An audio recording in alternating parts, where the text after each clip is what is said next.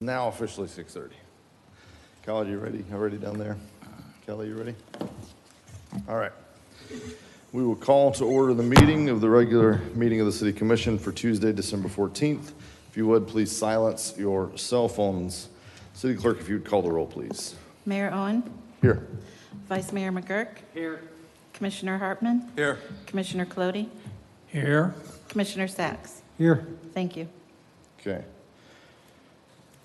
All right, first up, we're going to have an invocation followed by a pledge. We have Police Department Chaplain Thomas Prusnell will give the invocation. If you would like to join us for that, you can stand. And after that, we'll remain standing for the Pledge of Allegiance.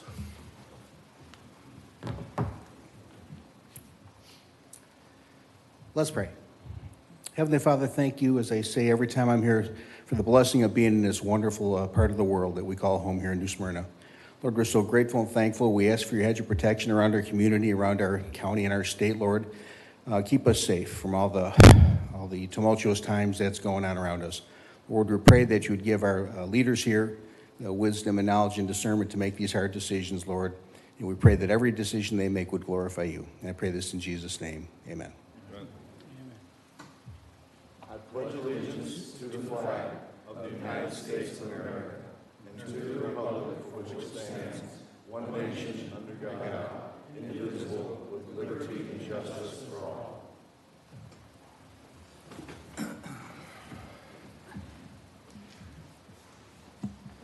Okay, approval of the agenda. Khaled, any changes? Yes, sir. I have one item, and that is to be continued, item 8B, as in boy, ordinance number 52-21. Conduct a second reading and public hearing of an ordinance which adopted would amend the interlocal service boundary agreement between the City of New Smyrna Beach and the Volusia County. Okay. And if we could just keep that in the order, I will need to read the title and have a formal motion to continue. All right, so if you're here for item 8B, we likely will not discuss that item tonight. College requests need to continue that, so once we get to it, we'll get a motion and a motion to continue that, but we'll wait until that time to do so. Okay. Any other changes, Khaled, Gary? No, sir. Thank you. Okay. We have no announcements or presentations, so the next item is public participation. If I can just briefly explain. So this is your chance to address the commission on any items, on any items you would like on consent agenda or ordinances, first readings, or the boards and commissions or any other item. If you're here for anything under second reading and public hearing, so anything under section 8 on the agenda, you'll have a chance to discuss those specific items at that time.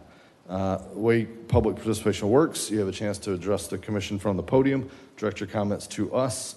If it's a quick question, we may refer to staff to get back to you. You have 3 minutes. There's a timer that's right there in front of you. Do ask you to be respectful of us and your neighbors and adhere to the 3-minute time limit, and keep your comments professional if you could. So with that, we'll open it up for public participation. If you would come to the podium, it's first come, first serve. And you have a 3-minute time limit. Give your name and address if you would.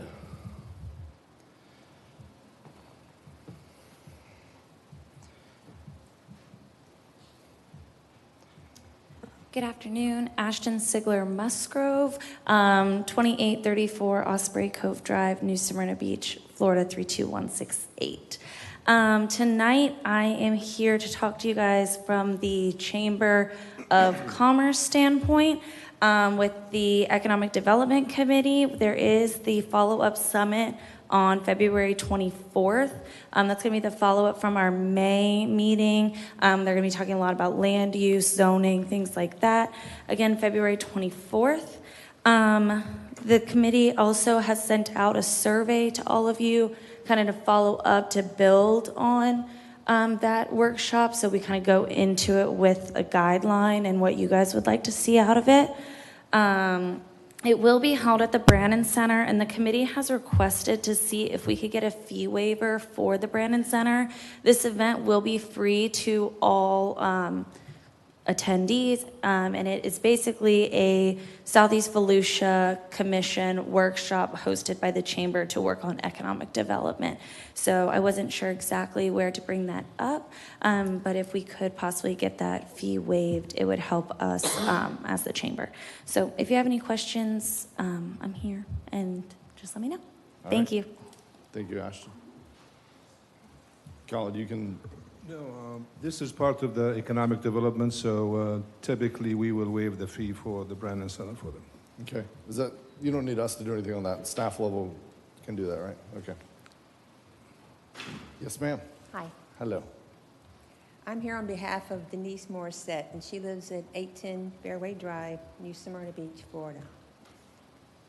Fireworks are dangerous. We need only to look at the 1986 death of Edgewater Fire Chief George Kennedy and the dozen of men who were knocked 15 feet through the air, all as the result of a firework accident. According to the U.S. Consumer Product Safety Commission, there are an average of 230 fireworks-related injuries near and on July 4th.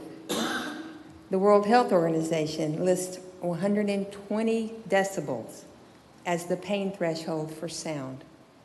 Nathan Williams, an audiologist at Boys Town National Research Hospital in Nebraska, says that fireworks are typically above 150 decibels and can even reach up to 170 decibels or more. Fireworks explosions and their flashes of light can trigger a PTSD episode. This past July, because of hours of exploding mortars, I know of at least one veteran who was forced to leave their home, and I too had to leave mine. Fireworks displays can be terrifying for children on the autism spectrum and people suffering from dementia and other mental illnesses. Also, fireworks can be exasperating for the average person just trying to get a good night's sleep. Fireworks come on suddenly, startling not only people, but also pets. Dogs' hearts will race, and a surge of adrenaline generates a need to flee. According to the ASPCA, more dogs get lost on the 4th of July than any other day of the year. Wildlife also suffers. Startled animals, including pets, can run into the road and cause dangerous, possibly deadly accidents with vehicles. Birds are also affected. After a fireworks display in Beebe, Arkansas, 5,000 red-winged blackbirds fell from the sky dead. Litter is a problem anywhere fireworks are ignited. Because of the July 4th mortar fallout, I had to spend hours cleaning my roof, gutters, and lawn. This is not the first time I've had to do this. Here are samples of what was on my roof. I also have pictures. On November 16th, this commission passed several firework code changes without public input. Tonight, we're voicing our opinions. Fireworks are not wanted. It is not ethical to have lives and property of so many be so adversely affected simply for the entertainment of so few. Please change our city code and ban fireworks year-round. Thank you. Thank you. Thank you. Well, the next person's coming, just for the record, the things mentioned that were done without public input were done actually just at public meetings just like this. There was a chance for input at the time. I think some spoke. I don't remember any ardently opposed or in favor. And the changes didn't change anything related to the rules of fireworks. It was more addressing where they could be sold and kind of lining up some state statutes. So haven't really made many changes there. So anyway, that's just some other information on that. Yes, sir. Next up.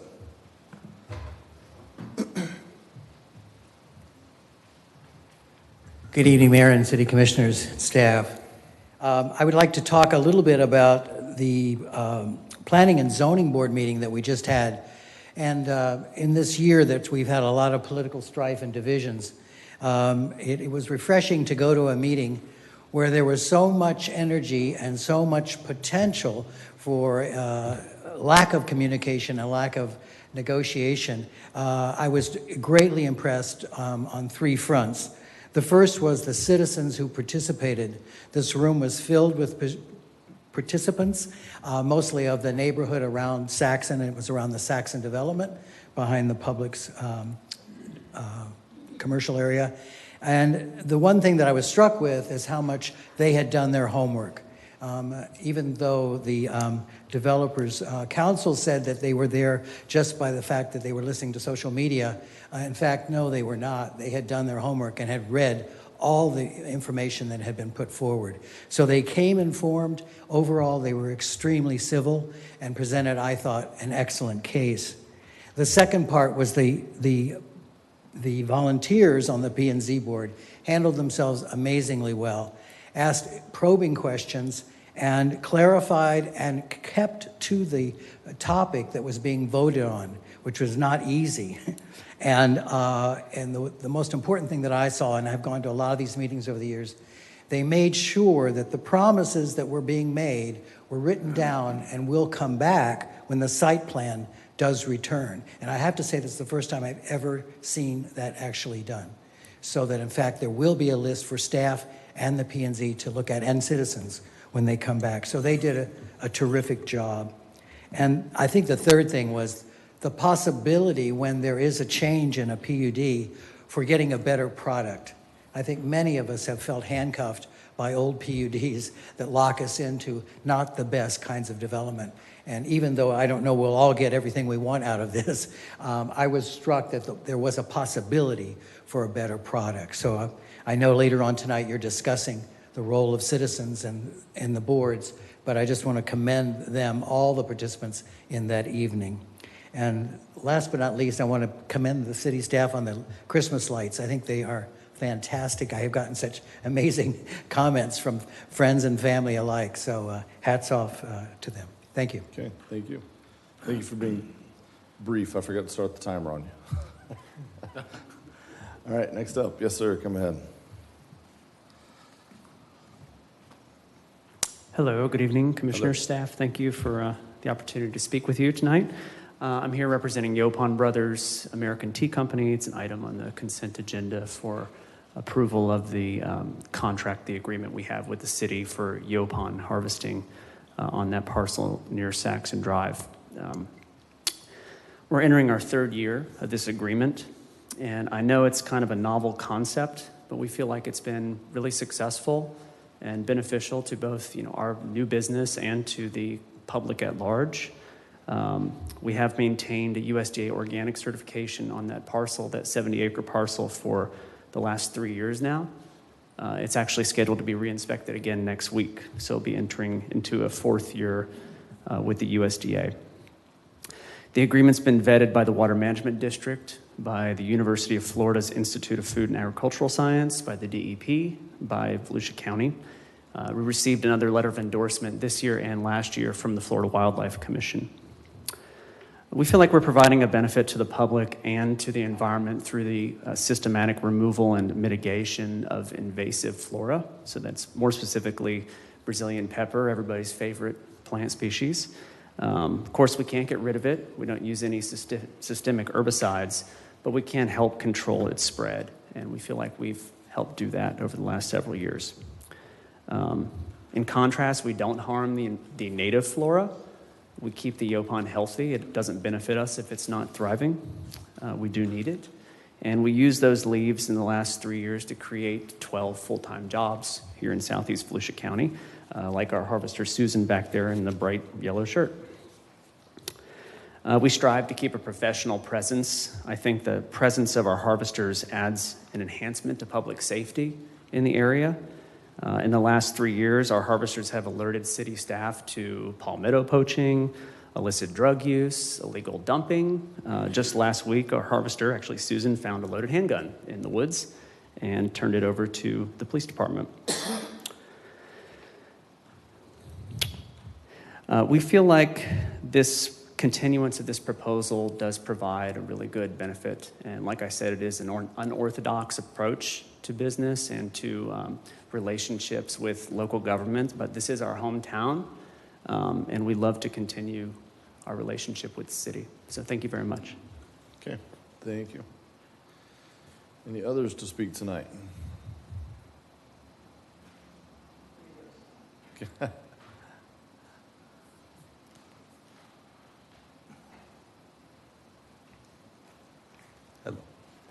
Good evening, Mayor and Commissioners. My name is Leslie Sachs, and I live at 816 East 8th Avenue. I have nothing against Yaupon Tea Company, but I do have a problem with them utilizing this property. This parcel is really a public park and of sensitive lands. I spoke last year against this topic, and I'm compelled again to speak out against the lease for Yaupon Tea Company utilizing a public ECHO grant-funded park for a for-profit business. I will be quoting excerpts from clerk.org documents, which I will provide to City Clerk for public record. This land was purchased by the city in 1996 from the Florida Communities Trust. There are obligations incurred by the recipient as a result of bond proceeds being used. And I'm just going to read some of the items. Item 1 states that 60 days notice of any activity or interest must be provided before this activity takes place and shall provide FCT information with respect to legal and tax consequences of such activities of interest. Letter A, any lease of any interest in the project site to a non-government person or organization. Then there's B and C, which I don't have time. And then D, any use of the project site by non-governmental persons other than in such person's capacity as a member of the general public. Then it goes on to other items, but item 14 states there is a requirement regarding invasive vegetation that occurs on the project site, which shall be eradicated, particularly the area infested with Brazilian pepper and Australian pine, and shall be replaced with native species. To my knowledge, there has been no native plant replacement going on, end quote. So that's my quotes. Now, my opinion. I am also dismayed that the commission is voting on a one-year lease, yet only a 5-year lease is presented in the agenda. Are you showing a 5-year lease so that a 1-year lease might not look so bad? I don't know, that doesn't seem very transparent, and I was disappointed when I didn't see both leases there. This is a public park for the public to enjoy and appreciate the sensitive wetlands without harm to plants or wildlife. Plucking over 1,100 pounds of leaves does impact migratory birds and deprives them of protection from predators. A for-profit business should not be allowed in this passive park. But if you decide that a 1-year lease is allowed, please add ECHO and FCT restrictions to it. Thank you for your time and consideration. Thank you. All right, we had 2 others coming up. I'll let y'all figure it out. We'll defer to the elder. Hi, everybody. Hello. My name is Mark Steele. I live on Riverwalk Drive. I'm one of the co-founders of Yaupon Brothers American Tea Company. I'm sorry. I have a lot of experience in local schools here in this town, and I can tell you firsthand that a lot of the kids here are having really crappy childhoods. They're victims of abuse, neglect, abandonment, and one of the things that I've noticed over the years is that these families are economically pretty much broke. No job, no skills, daddy's in jail, mom's in California. And so when we found out that citrus greening has ended 45,000 jobs in Florida, and another 30,000 are going to go away in the next 10 years, we formed a company to try and fix that. Right here from New Smyrna Beach, we are going to change Florida agriculture. In order to do that, we have to have tons and tons of tea. So we're not just a little tea company, we are an economic development engine. We are now propagating, we have now propagated over 60,000 trees. We want Florida farmers to have a new crop. We want the 200,000 tons of tea that's imported to this country every year to come from this country. That's a lot of jobs. We're trying to fix that. And so we can eventually do 50,000 trees a month. We have programs in Texas, on the Panhandle, Mississippi, South Carolina. You guys don't know it, but you're famous because a lot of little towns have found out about your program for economic development, and they want a piece of it. The state of Mississippi has just given us a $4 million factory because they found out about what we're doing here for the community, for local farmers. And so I just wanted to say thank you for giving us the opportunity to be an economic engine to fix this terrible problem in Florida and give lots of people jobs. Thank you. Thank you.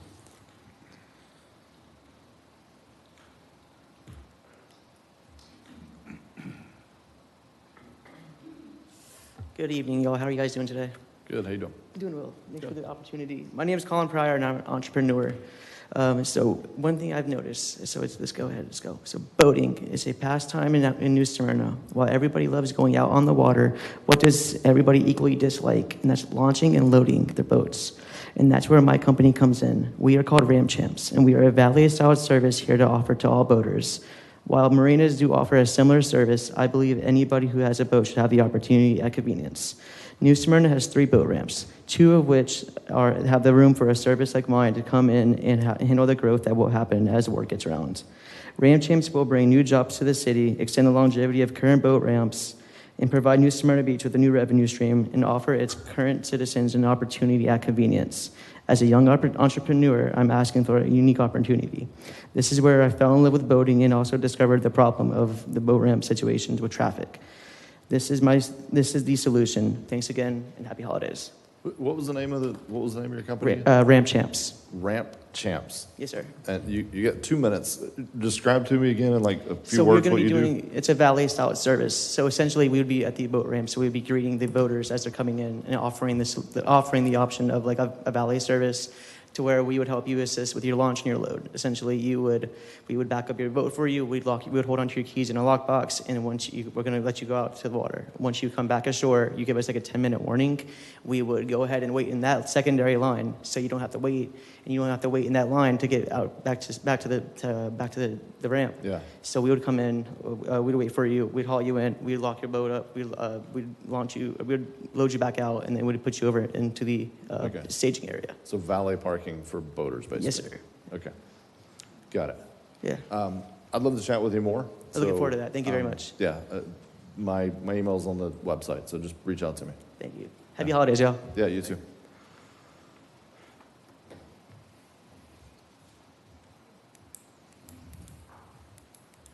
Hi there. My name is Shelley Steele. I am the Chief Operating Officer of Yopon Brothers American Tea Company.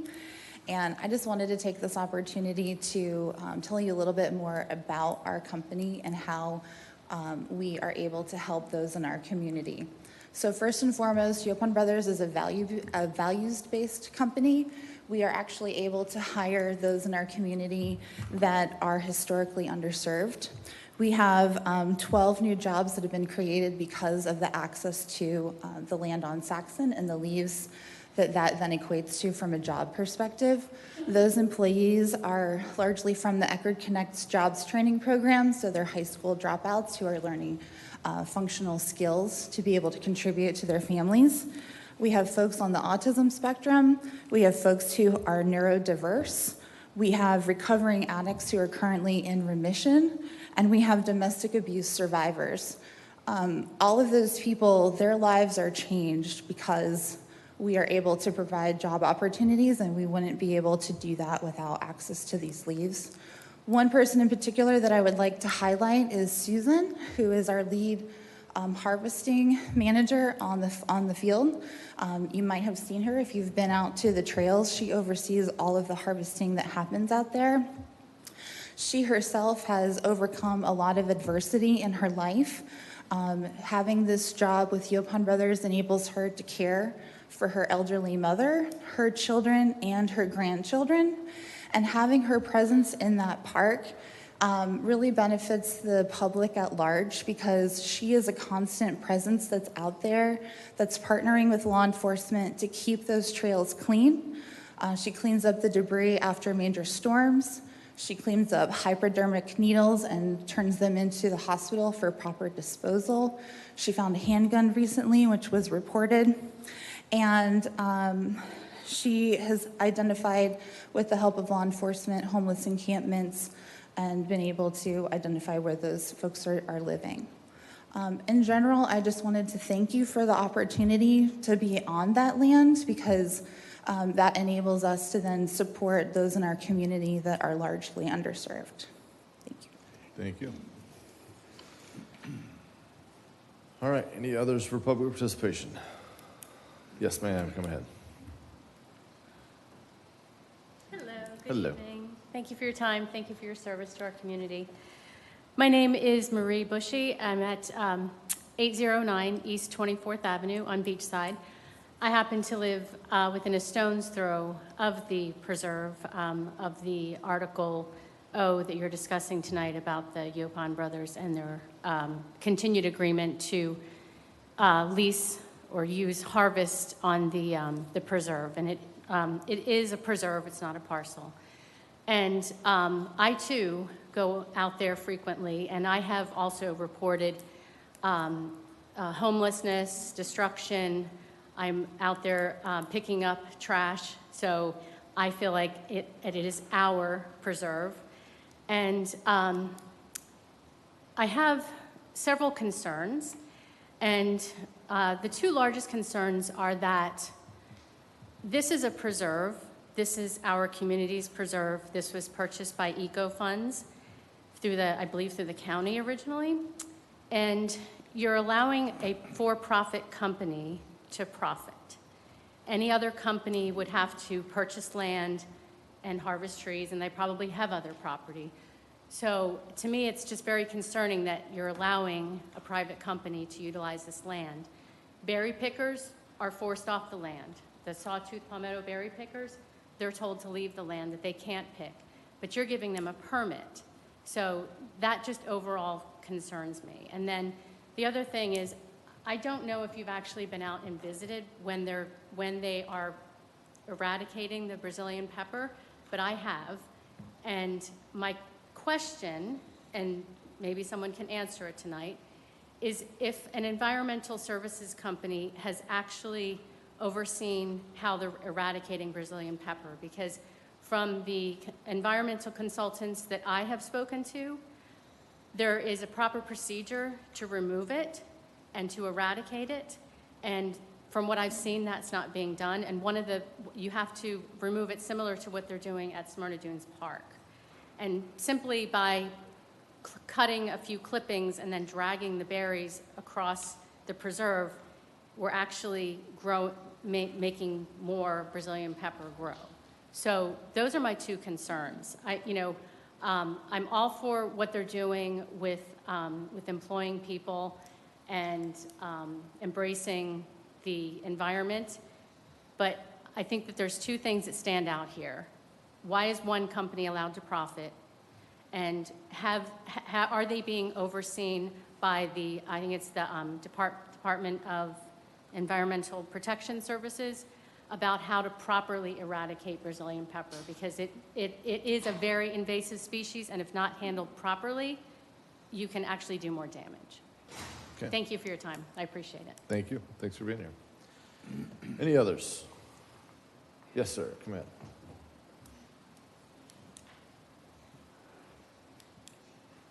Good evening, Mayor. Good evening. Councilman, my name is Greg Kenny, and I live over on 2830 Sunset Drive with my wife, Linda Kenny. Excuse me. I retired about 2 years ago from one of the largest marina operator owners in the United States, Safe Harbor Marinas. And as you can imagine, I've seen a lot of marinas over my 25 years in this business. Over the years, I've gone down to the city marina quite a lot. I've looked at the marina, I've looked at the docks, walked around, looked at the infrastructure. And I've tried to get some of my friends, family in there to get a slip, and it's been, to say the least, very difficult. It's always been a long list, sometimes 50, 100, 200 people, and nobody really knows who's on the list or where it's going. But further to that, when you take a look at the marina itself, it's really what we call at Main and Main in the marina business. It's at the corner of Canal and Riverside. Probably the best location in town for a marina. And for the infrastructure that's there right now, it's really not serving the city very well. Really what needs to be done, in my opinion, we really need to take a look at the infrastructure, master plan that marina, and make sure that it's really the jewel that it really should be for the city of New Smyrna Beach. When I say master planning, it should be planned out so that you not only have year-round people that come and go there or have slips, but also perhaps some really good transient docks. And why do I say that is because when the transient folks come in, they come in on a large yacht with 8, 10, 12 people. They visit the restaurants, they use the local purveyors, they use the subcontractors, so on and so forth. So they bring a lot of economic value to the marina. But more than that, this should be the jewel of New Smyrna. It's right at the end of the street. It's right where everybody goes. It should be open for water access for people who really enjoy it with some really good amenities. And it's just not there yet right now. So my pitch to you is to really take a look at it and see if you can master plan it and make it into something really special. Thank you very much. Thank you. Thanks, Greg. All right, any others from public participation? Okay, seeing none, we're going to close public participation. Thank you all for coming out and participating. So we're going to move on now to consent agenda. And so we'll move to consent agenda. There are 18 items, gentlemen. We will begin, I think we just start at that end every time, or maybe we'll begin with the vice mayor. I think that's what we do. So we'll begin with the vice mayor. If there's anything you'd like to pull for a separate vote, go ahead and say that you would like to pull that. If there's anything you just want to make a brief comment on, a clarification, again, not a whole speech, but just a really brief comment, feel free to just make that comment as we go down the line. So we'll begin with you, Vice Mayor. Okay. Thank you, Mayor. I'm not going to pull anything, but I did want to comment on the UPON item. The lease is effectively a 30-day lease. Either side can terminate it with 30 days notice. So 1 year, 5 years, 3 years, doesn't really matter. And the reality of it is it's just a 30-day lease. Thank you, Mayor. I have nothing else. Okay. I'm going to bet that item gets pulled. But just, Yeah. so you may get another chance to comment. Commissioner Hartman. I'd like to pull 6-0 for, well, I have a comment, but it's going to be a part of a motion. Just go ahead and pull it. All right. So 6-0 is pulled. Any other comments or anything else to pull? Commissioner Hartman. Is that it? No, that's okay. it. Sorry. Commissioner Colodi. 6B for comment. Sorry, was that comment being. B is in boy? B is in boy. Okay, got it. It's the resolution regarding the budget transfers. Yep. At our last meeting, I questioned the presentation because I thought there was information that was kind of hard to find for the general public. This revamped way of doing it, it's very good, very perfect. I can see where the money's coming from and where the money's going, which before was a little difficult. As to other items, 6I, I want to pull that. So I'm sorry, did you pull 6B or you're just making that comment? Comment. Okay, so no, didn't pull B. Okay, got it. And then 6I you wanted to pull? And 6K. So I you're pulling and K you are pulling. Okay. Commissioner Sachs, anything to pull? 6O, I, and K have been pulled. Also, please pull Q. As O was already pulled, I will pull that as well. Q.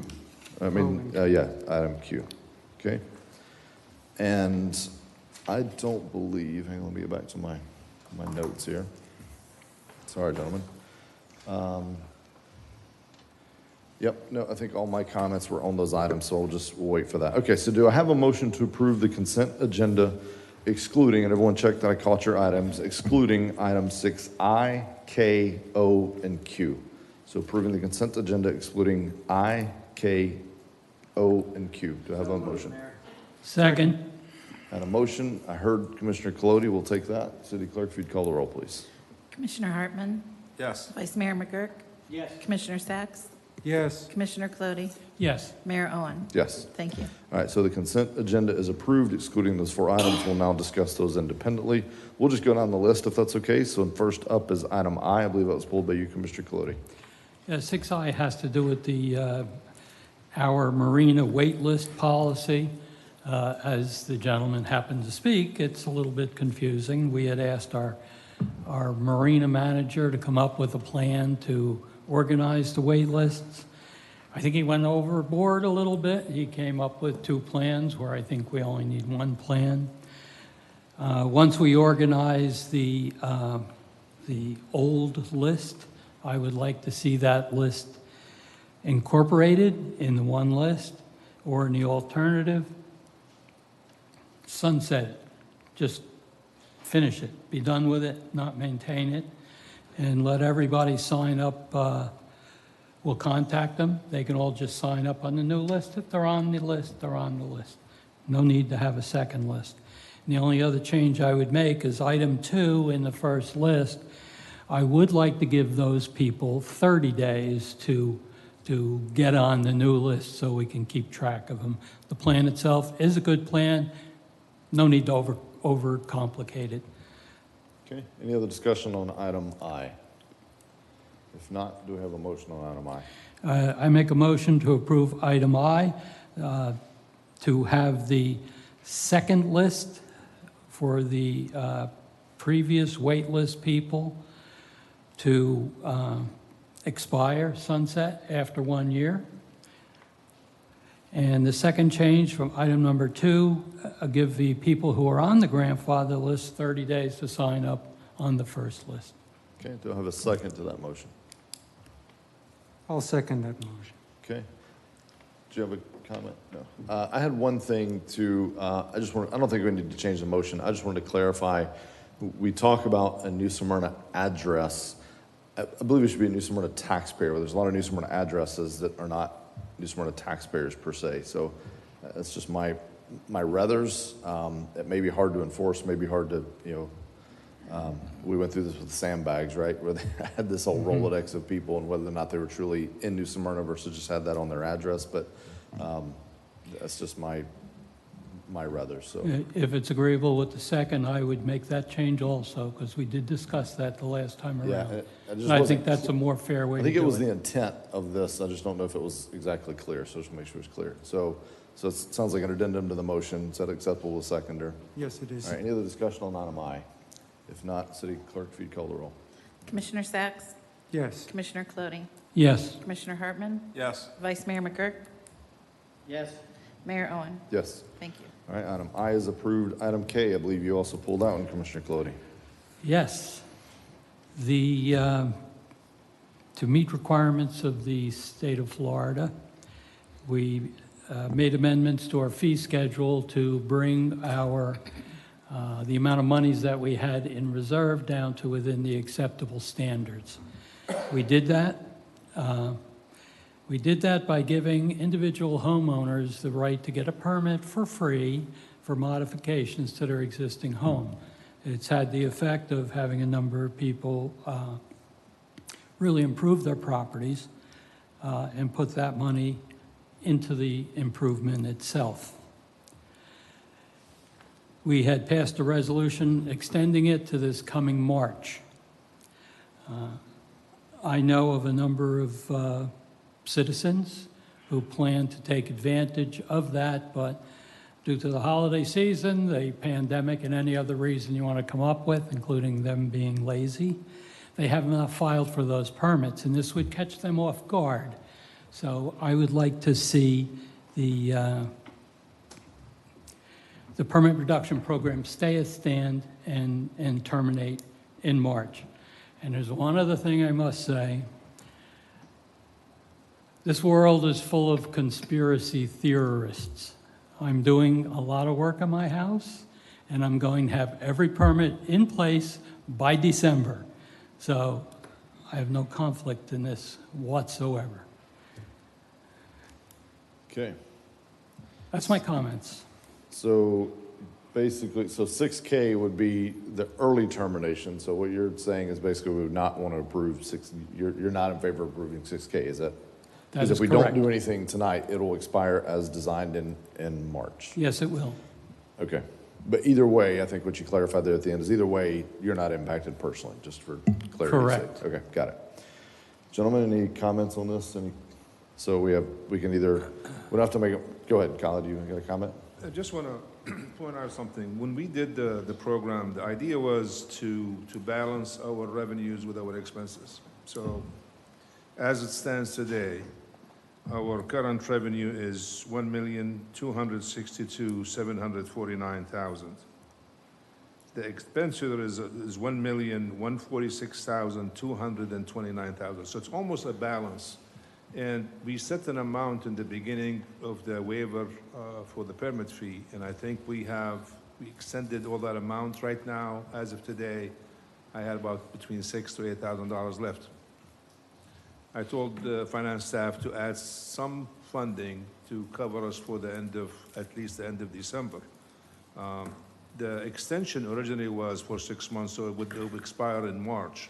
But the staff recommendation is to cut it at the end of the year if it's possible, or maybe a week or two after that.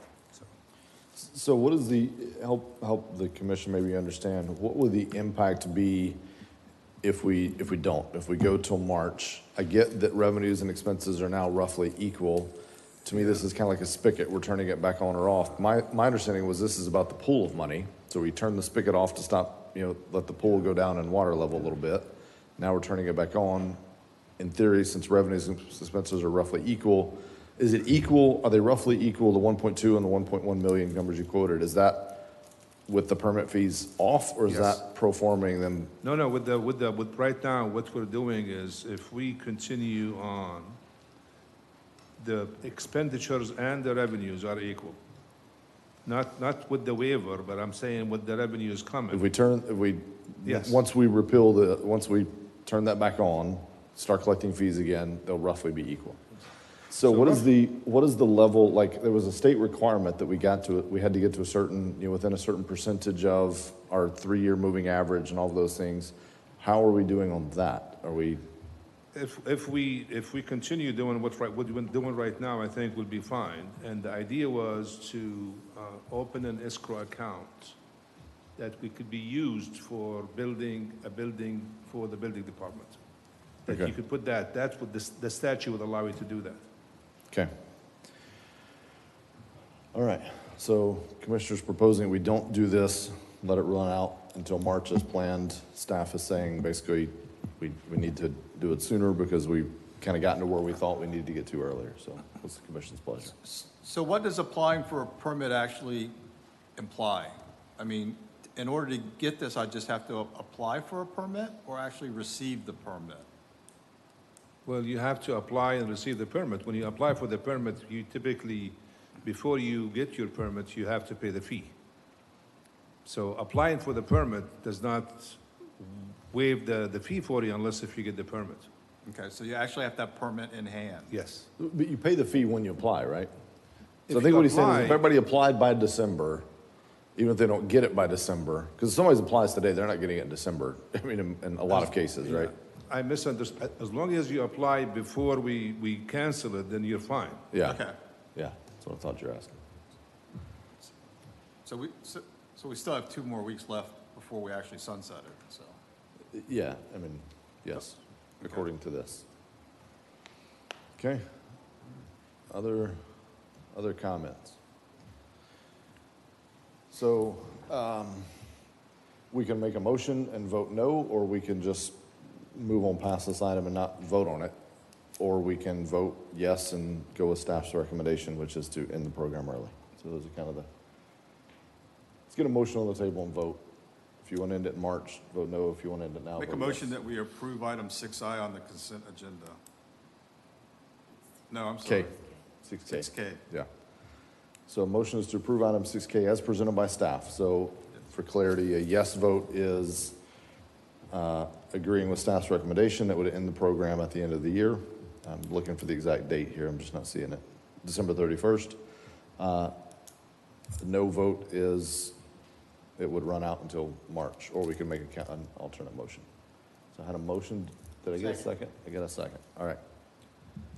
If no other discussion, city clerk can call the roll on that. Commissioner Clody, No.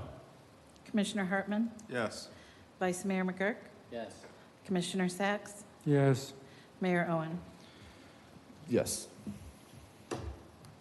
Thank you. Okay. Yeah, I hear you. I hope it doesn't cause a lot of people issues. I don't know how many people plan that far ahead and how big of a factor that would be. So, and it's tough to go against staff laying it out for us as they had, so that's why I supported that.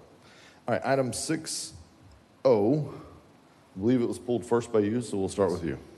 So where I support the agenda or the item, and I even support the 5-year agreement, I would like to change the expiration date for consideration to September 30th of the calendar year. This would put us more in line with the other leases that we have ongoing. I think we have another further lease to discuss tonight, and that would put them all around the same time so that the city attorney's office and staff would have a month that they knew that all these leases might come forward.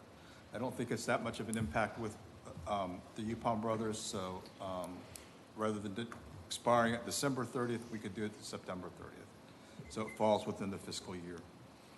Okay, so when we come back, if a motion is made on this, if you can just, Yes. if you make it or someone else can remember that. Okay. Other And comments just on item? one clarification, the other two leases are November 1 through October 31st. So just whichever is fine with Yeah, us. yeah, that one, okay. Okay. Other comments on it? I believe you also had wanted to pull this one, so we'll go to you next. Thank you, Mr. Mayor. Unfortunately, Brian, I'm glad you're here to hear it straight from me. I appreciate greatly the benefits that you bring people who want to work for your company. The fact that I see it on shelves in the city, and it's kind of a particularly an item that we're going to be famous for, if not already. But as I've stated prior, this is a preserve, as Ms. Bushy had mentioned, as my wife had mentioned. And it was prepared and put together by several agencies for the reason as a preserve, for the people to enjoy, not to commoditize. That's basically where I stand. And it is regretful that people would lose jobs over it, but again, it is a public park. I'm very concerned that if you would ever consider a steeper form of eradication or more intensive eradication, you might use herbicides. And I hope you'll never consider that, because the use of that in a tidal marsh, to me, would be tragic. So I hope you don't have plans to do that if this passes tonight. But again, Brian, you know, I know you probably have private lands where you do it. If the city had excess lands, I might consider. But again, this is a preserve that the barrier island enjoys. I know many people come from all around to enjoy those waters. What you do essentially is change the habitat, even if temporarily, by taking half the leaves, if I believe that's correct. You know, you change that respite for that bird that enjoys sitting there and even eating them. Apparently they get a buzz off of eating those berries, and they get, you know, they get benefits from both, oddly enough, the invasive black pepper and the alpine. So, you know, I would have hoped we can leave this park in situ, in perpetuity, not to commoditize it or change it in any way. I have to stand on that principle for this park. We've seen its quality diminish, and not necessarily because of your activities, but as our green spaces do diminish all around us and get smaller, it's very concerning. So this is an activity I really can't condone in the park. Okay. That's all thank you. Commissioner Colodi, go ahead. It's nice to leave things in the pristine nature that they came with. Unfortunately, Brazilian pepper didn't come in that way. And just as an analogy, we see so much in the news these days, and we also see it throughout Florida where they have prescribed burns, where we send ourselves in there and we set things on fire in an attempt to put nature back in the way it was before we were here. I view the Yupon project, putting the commercial aspect totally aside, it's the best thing for that environment out there in the long run. I fully support it. Okay. You've already made comments. Do you have any more? Feel free. I have a couple. Okay. So a couple of things I just want to go back to. One, Commissioner Sachs, I did notice here, it does, the agreement specifically addresses about the herbicides, and it says, first of all, I think that would run in conflict with that organic certification that they have obtained and actually pay money to maintain. And we do have in the agreement that if they were to use any type of herbicide, it has to approve not only local or state agency, but then after that, it would come back to the city, which would have discretion on approval. So I think that concern is addressed. There was also a comment during public participation, and I honestly don't remember who made it, but about something about it was a 1-year deal, but it's really a 5-year deal, and you know, was there something going on there? I can't find any references to a 1-year deal other than that's what it has been historically, but the staff report pretty clearly states that it's a new license agreement under the same terms with a change to the term, and that they're seeking a 5-year term, and the actual agreement spells out the term under item 2 is for a period of 5 years. Either party may terminate with calls on 30 days notice, and that leads to the point that Commissioner McGurk made earlier. It's an implied 5 years, but ultimately we could back out pretty easily in any 30-day, you know, this or future city commissions wanted to back out. All those things being said, I've talked to Brian extensively on this, and I've been torn. I've been very candid with him that, you know, I have concern because of the whole, you know, private profit off of public land. I mean, that does give me concern. There are precedents for this, and I guess I've balanced it for me. I've balanced it with there is good being accomplished here, the additional presence, and it's not necessarily taking anything away from the land, as I understand it, and has been certified by all the scientists. I mean, people way smarter than I have certified that everything that's happening there is being done in the right capacity. So it's not without any reservation. It's not like, and again, I've been very candid with Brian. I've taken the time to talk to him. We talked for an hour, I think, and you know, so it's not without any reservation, but I can continue to support this, you know, based on everything. The only thing I was going to ask Carrie, there was some things brought up by one of the commenters, some different legal things. Are we confident in those things, or are those things that you would like some time to go back and cross-reference? I know that was going to be provided to the clerk, or did we do that initially? We did that initially. Chris Ryan and Nancy checked with the county. There was a big delay before it was approved initially because we kept waiting to hear from the county, and also FCT was consulted. So all those notices and the approvals that were needed have been done? Happened before the first one. Okay.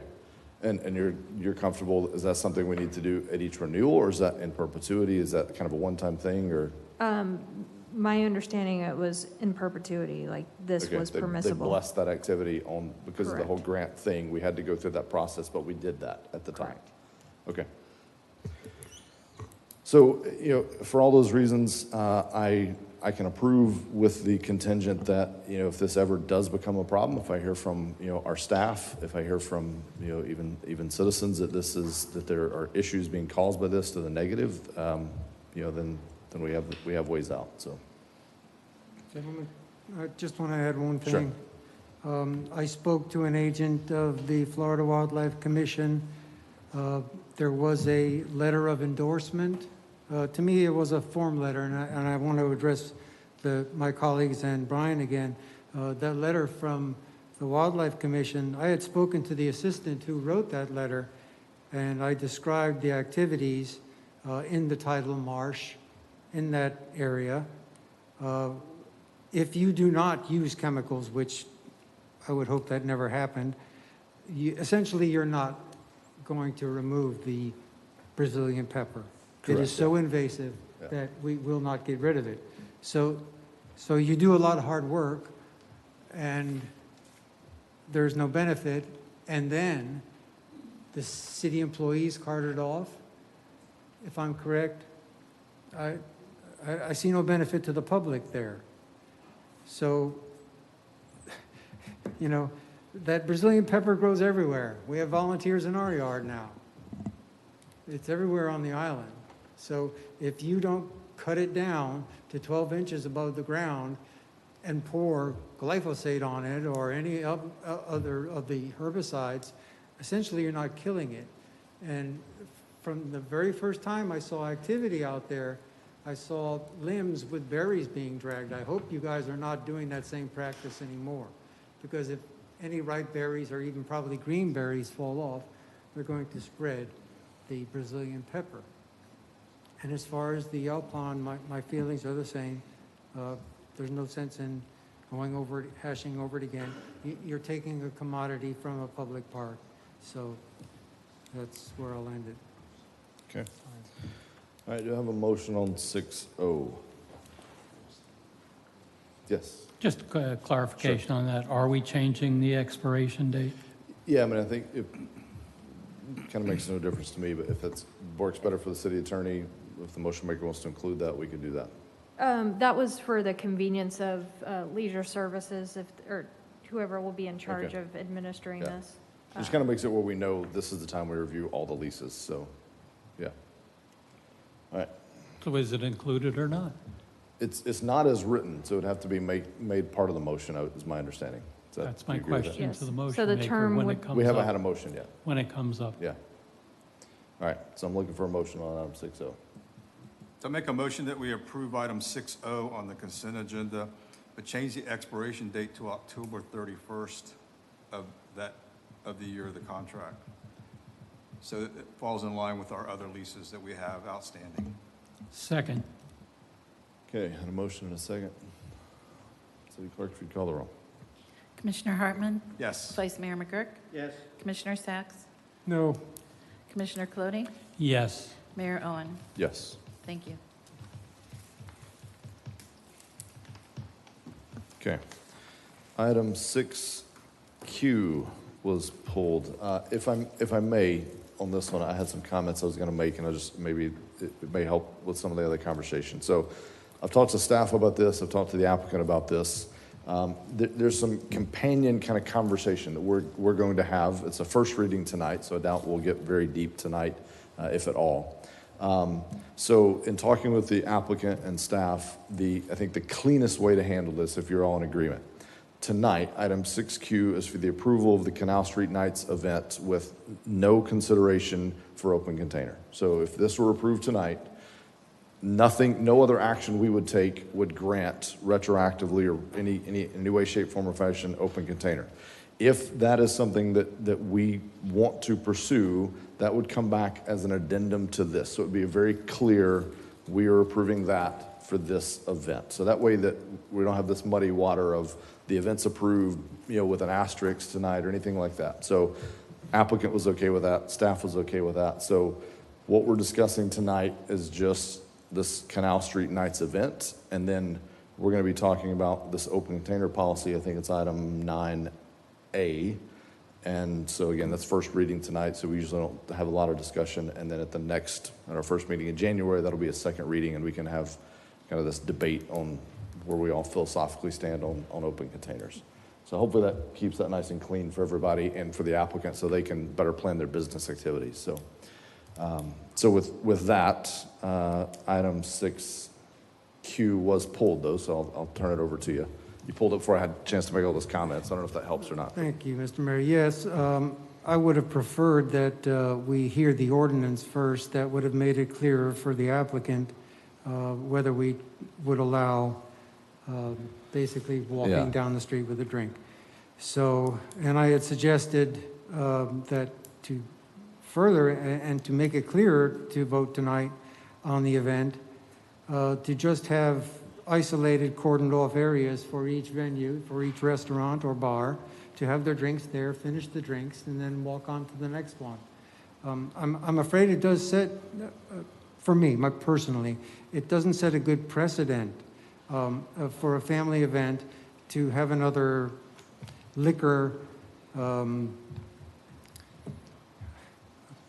lost for words, but, you know, we're attaching liquor to all these events. To me, we want to showcase Canal Street. We can still do it with alcohol and still abide by laws. I think even state law says, Yeah. but talks about the open container.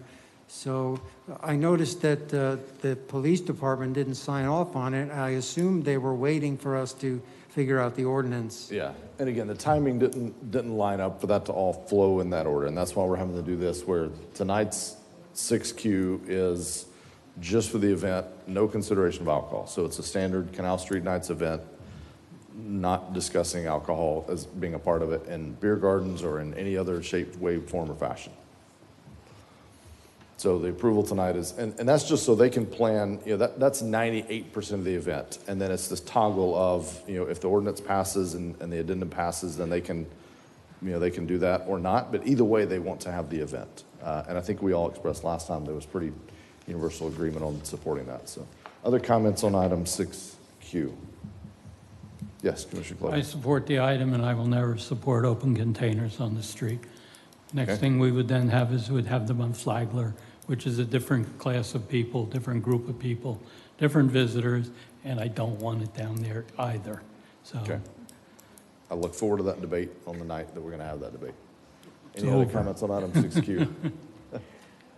So, Do I- do I- Mr. Mayor, yes, go ahead. are we all clear, and as well as the applicant, that he can put on his event even if the drinking in public on the streets is not approved? If we approve item 6Q, we are saying we support the event, and he has to, the applicant would be coming back to us Right. with an addendum to that based on the outcome of our ordinance discussion. Yes. Fair enough.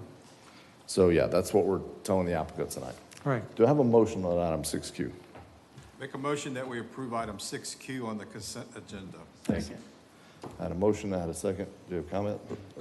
Only with the stipulation that it's for the event only and not the consumption. Good clarification. Acceptable to the seconder, I presume. City Clerk, if you can call the roll. Just to clarify, did Commissioner Colodi make the Commissioner original? Hartman seconded. He made the motion, he seconded. Okay. All right. Commissioner Hartman? Yes. Vice Mayor McGurk? Yes. Commissioner Sacks? Yes. Commissioner Colodi? yes. Mayor Owen? Yes. Thank you. All right. Event is approved. And it sounds like the next step's going to be fun now. All right. Thank you all. We made it through the consent agenda, 1 hour down. Next item, second readings and public hearings. We'll begin with item 8A, property rights element. Go ahead, City Attorney. Ordinance number 4921, an ordinance of the City of New Smyrna Beach amending the comprehensive plan, creating a new element, Chapter 4, property rights element, as required by Florida Statute 163-31776I, to ensure that private property rights are considered in local decision-making, providing for public hearings, providing for conflicting ordinances, and providing an effective date. Okay, so we've discussed this at length. So this is the property rights element that's kind of being passed down by the state. We have to pass it essentially verbatim. Some other communities have tried to not do that, and it didn't go well, got kicked back. So we're basically going through these motions, and this is a handed down from on high. And if someone disagrees with that, as many probably would if they understood it, I encourage you to reach out to your elected officials that have the power to control that. Bob, do you have anything to add to that? Anything to clarify? No, we just want to let you know that staff supports the amendment, and the vote for the Planning and Zoning Board was 5-0 in support. Okay. This is a public hearing. Any members of the public wish to speak on this property rights element, item 8A? Seeing none, we'll close the public hearing to have a motion to adopt ordinance 4921. I'll make that motion. I had a motion from Commissioner Colodi. I had a second. City Clerk, if you'd call the roll, please. Commissioner Hartman? Yes. Vice Mayor McGurk? Yes. Commissioner Sacks? Yes. Commissioner Colodi? Yes. Mayor Owen? Yes. Thank you. All right, item 8B, the request from the city manager was to continue working on this, so do I have a motion to continue? let me read it Oh, you first. gotta read it, yeah, go ahead. Ordinance number 5221, an ordinance of the City of New Smyrna Beach adopting the amended and restated interlocal service boundary agreement between the City of New Smyrna Beach and the County of Volusia, providing for public hearing, providing for conflicting ordinances, providing for severability, and providing an effective date. Okay, we should probably just open it up for public hearing just because it is a public hearing, right? So any members of the public want to comment on item 8B? If not, do I have a motion to continue this to the regular meeting scheduled for January 11th, 2022? So moved. Second. City Clerk. Vice Mayor McGurk? Yes. Commissioner Sacks? Yes. Commissioner Colodi? Yes. Commissioner Hartman? Yes. Mayor Owen? Yes. Thank you. Item 8C, 5321, City Attorney. Ordinance number 5321, an ordinance of the City of New Smyrna Beach amending the land development regulations, amending Article 5 zoning districts, Section 50402, specific regulations by district, to add the maximum transient lodging density for commercial future land uses in the B3 Highway Service Business and B4 Ocean Commercial zoning districts, providing for codification, providing for public hearing, providing for conflicting ordinances, providing for severability, and providing an effective date. So my understanding on this, Bob, and you can put it in better terms probably, but in layman's terms, is that we had this in, and I may flip these, but we had it in our comp plan, but not in our LDRs. And so this is basically, we were kind of silent in our LDRs, and this is just mirroring the language in our comp plan down into our LDRs. It's not adding or subtracting density. It's just saying this is what it is and making that, stating it versus being silent on it. Is that? Yes, sir. So basically, in short, when you look in our LDR under the B3 or the B4, it only gives you two choices of future land use, which was hospitality and Southeast Volusia Activity Center. When in doubt, actually, most of all our B3 and B4s currently have a commercial future land use assigned to those properties. So we run into problems during pre-apps. We have pre-apps, people are saying, look, you don't have commercial in there. We should be allowed to have the higher density of our choices, which is, hospitality or Southeast Volusia. So what we're doing is a text amendment just to add that term for commercial future land use. So we're not increasing density. We just want to add it as another title in the LDR so we don't have confusion during our pre-application meetings. Okay. This is a public hearing. Any members of the public wish to comment on item 8C? Sure, come ahead, Lisa. Yeah. Do I need to start the timer, or is it going to be fast? Hi, Lisa Martin, 618 South Pine, and I just have a question. Sure. We have transient housing, we have hospitality, we've got short-term rentals, we have bed and breakfast, we have hotels and motels. So we've got like 6 different terms, and it's not clear to me how we select which to use when. Okay. Bob, anything to add to that? Is that as it pertains to 8C specifically, or if not, you can maybe catch up with Lisa afterwards. Yeah, so we have numerous future land uses in the city. So what we're doing now is we're not trying to change any type of density of any future land use or any zoning district. All we're trying to do is just clarify in the ODR that commercial future land use is a land use that's being used under those zoning districts. So we don't have the argument of someone trying to want more density than what's actually allowed on the property. Right. So it's more of a tool because not everybody looks in our comprehensive plan for density. They're looking at our LDRs. Okay. So the question probably is deeper than 8C, so at least I'd be happy to chat with you and Bob, Sure. maybe after we can talk about, how do we choose which one, maybe I don't know if she means at the comp level or not, so, but. Right, and we're not looking to deeper than change 8C. the future Yeah. land use. Yeah, If yeah. somebody wanted to do that, they'd have to come from this body Right. to ask for a change. Okay. Mr. Mayor, Yes. quick question for Bob. Sure. Bob, this may be a dumb question, but the dumber ones are ones that aren't asked. Isn't it easier, or aren't all these things really hospitality anyway? Well, the hospitality future land use allows a lot higher density for transient lodging than commercial does. And of course, the Southeast Volusia is even higher. So right now, the properties that are zone B3 and B4 throughout the city, probably 90% of them have a commercial future land use, which caps their density at 24 units per acre for hospitality, for a transient lodging, a motel, hotel. So we're not looking to change that.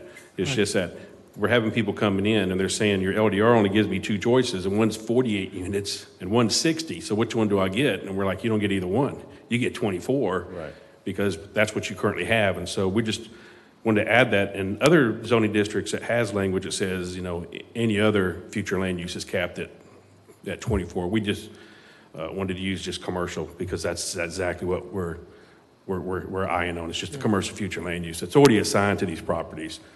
So it'd be less confusion whenever developers are looking at our LDRs. It was confusing.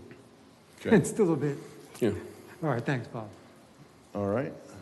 Do I have a motion to adopt ordinance 5321? Sorry, go ahead. Do you have a comment first? I make a motion to adopt it, and then I have a comment. All right, let me get a second. Second. Thank you. Go ahead. This is an example of how complicated ordinances and all these development plans can be. This is an attempt, and a good attempt, to fill in a loophole.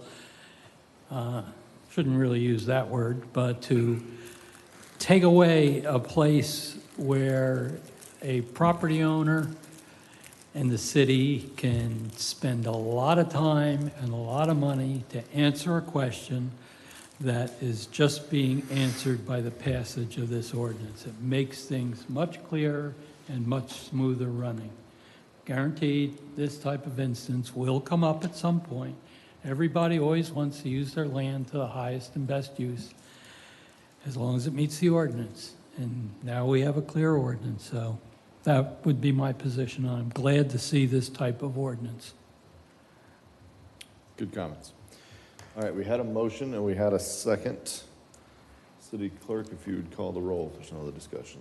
Go ahead. Commissioner Sacks? Yes. Commissioner Colodi? Yes. Commissioner Hartman? Yes. Vice Mayor McGurk?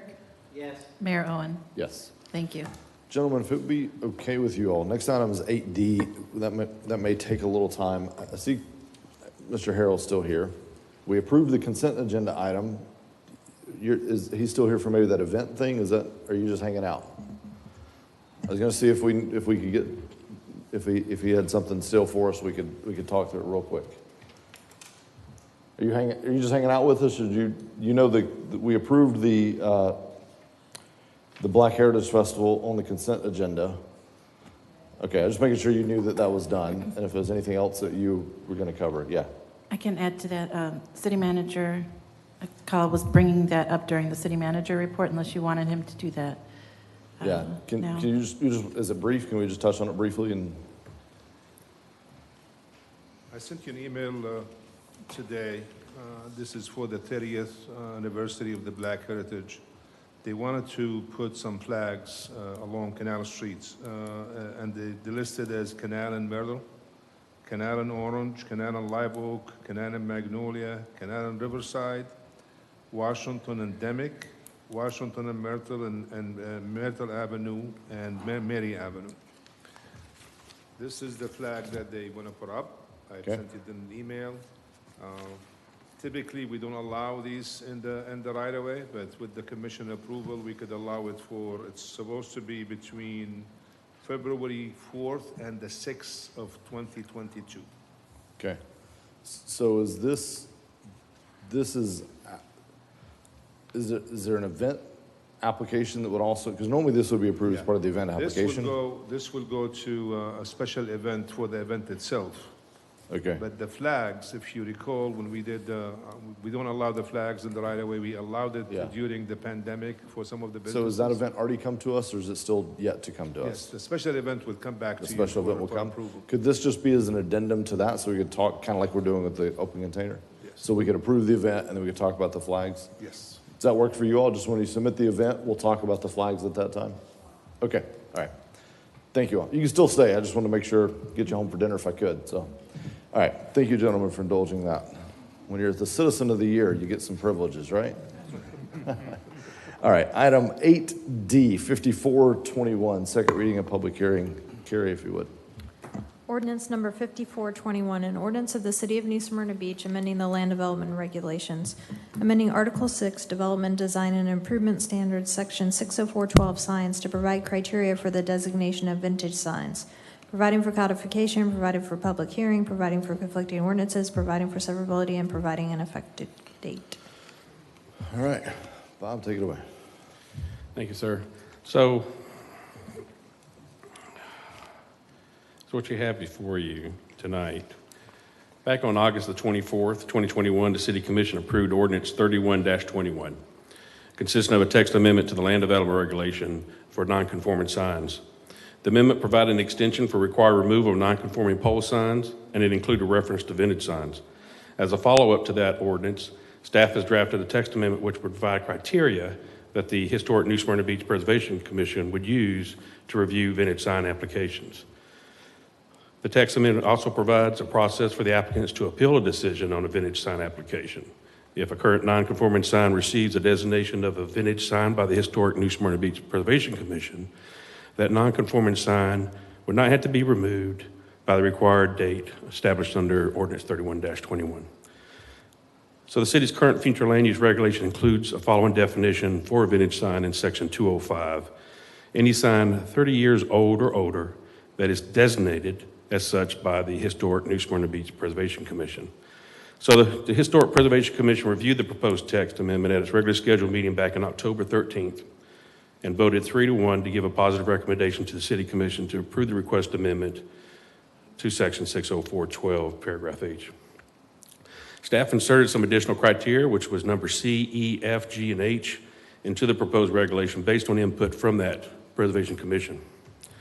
And then at its regular scheduled meeting on November 1st, the Planning and Zoning Board voted 6-0 to give a positive recommendation to the City Commission to approve the requested amendment, and staff recommends the City Commission to approve the requested amendment, subject to any questions that the Commission may have. Okay. So what I took away was that right now it just says any sign 30 years or older, but we really don't have any criteria. So what we now have layered in is some criteria to use to evaluate, is it vintage or not? Does it meet these criteria? So we came up with some minimum criteria, and then we came up with some additional criteria that would strengthen the application of that applicant. All right. Comments by the commission? If none, do I have a motion on item 8D? I will make a motion to approve. I have a motion, I have a second. Any discussion? Hearing none. City Clerk? Commissioner Clody? Oh, hang on. I'm sorry. It's a public hearing. Any members of the public wish to comment on item 8D before we vote? Seeing none, we'll close the public hearing. Call for a vote. Commissioner Clody? Yes. Commissioner Hartman? Yes. Vice Mayor McGurk? Yes. Commissioner Sacks? Yes. Mayor Owen? Yes. Thank you. Motion is adopted. Thank you all. All right, next three are related to a property on Scarlet Trail. City Attorney will read each of these, but we'll discuss them. We'll make separate motions at the end.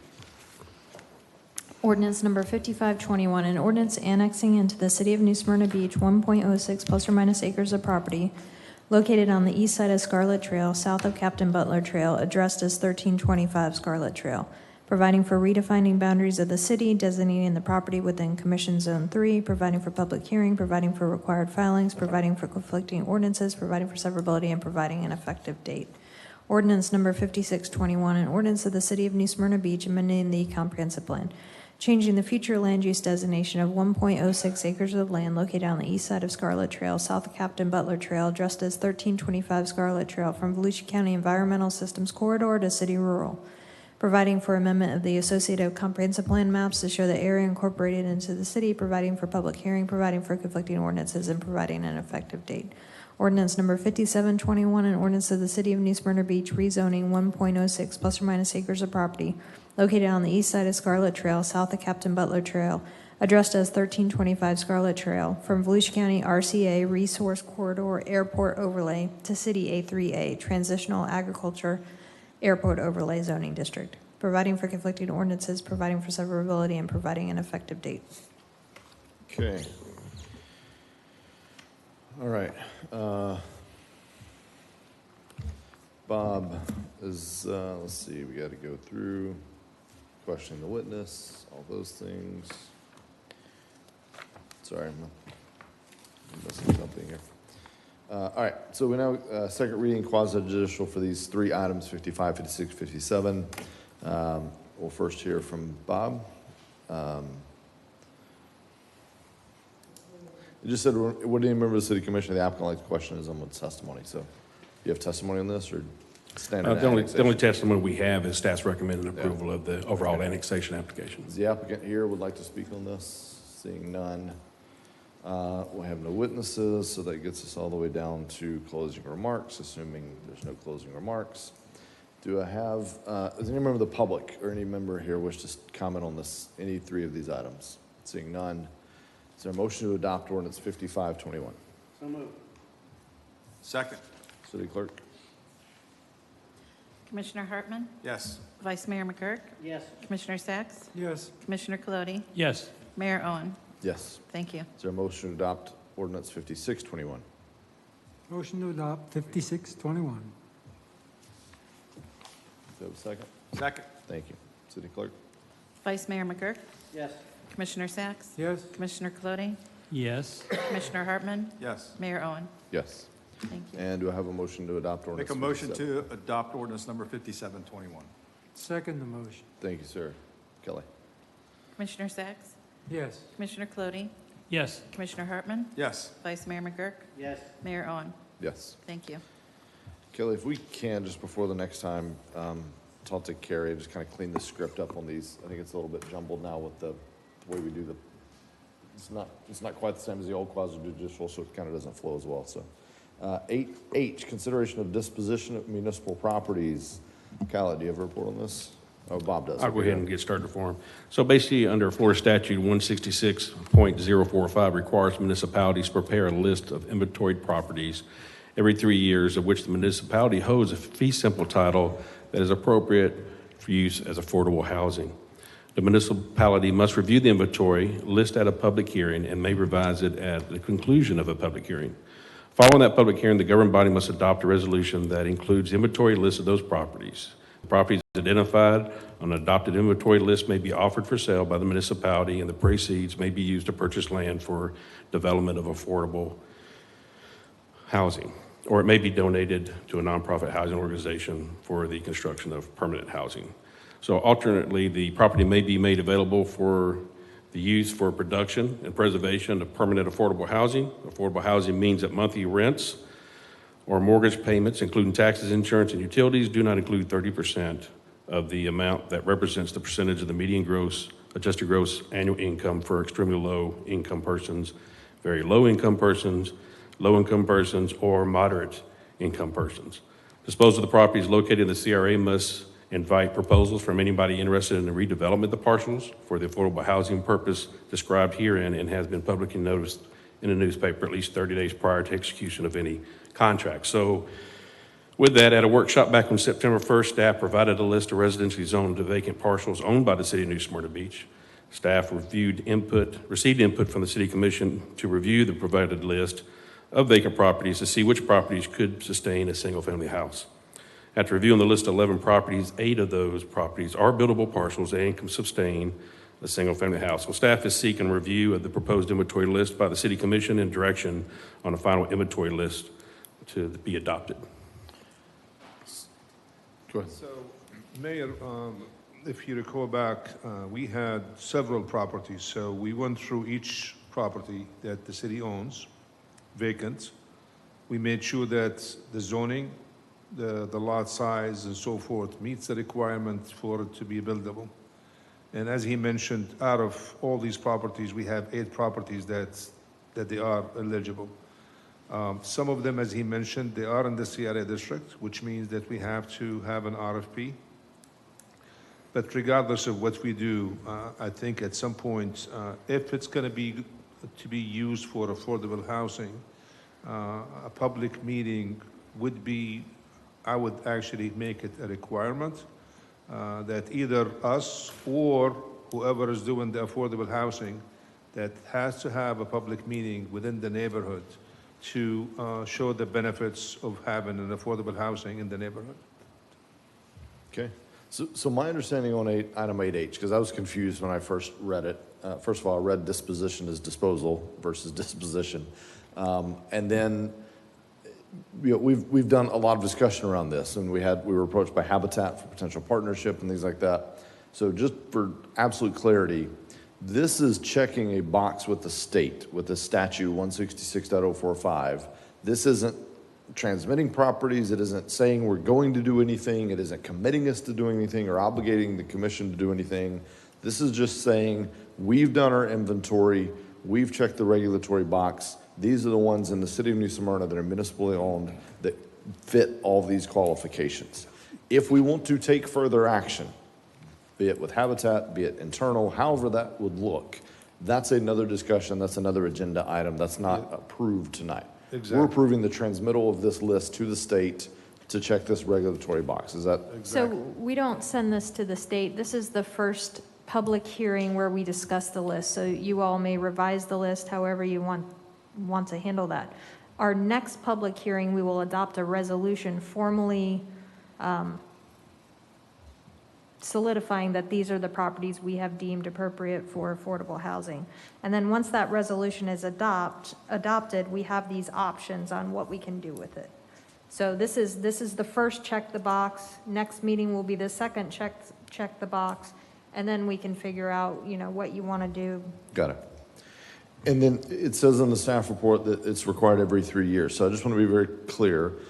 Is this triggered by the 3-year requirement, or was this triggered based on other activities that we've been talking about or that we were approached by Habitat or others? So I didn't see where we had done this in the past, so it's both. Okay, got it. So it's because we started that conversation, we looked and said, oh, we should probably do this. Yeah. Got it, okay. Any other comments? Go ahead. So once we go through the process, and if we decide, whatever we decide, if we decide to dispose of the properties, what would be the process there? Will we have to go out for RFP for a real estate agent to handle these properties, or would it be done internally through the city, or? So the ones that are not located in a CRA can be handled internally by the city. And we would put a contract, if we wanted to do that, we'd have a contract on the commission agenda for approval. If they're located in the CRA, then we do the RFP for disposal, and we could, hear back from anybody. So you don't have to use a realtor. So it's just a matter of who on staff would handle that. I think you got out of the 8, it looks like you might have 3 or 4 within the CRA district. We will do exactly what we've done with the one on 2650. We'll put an RFP.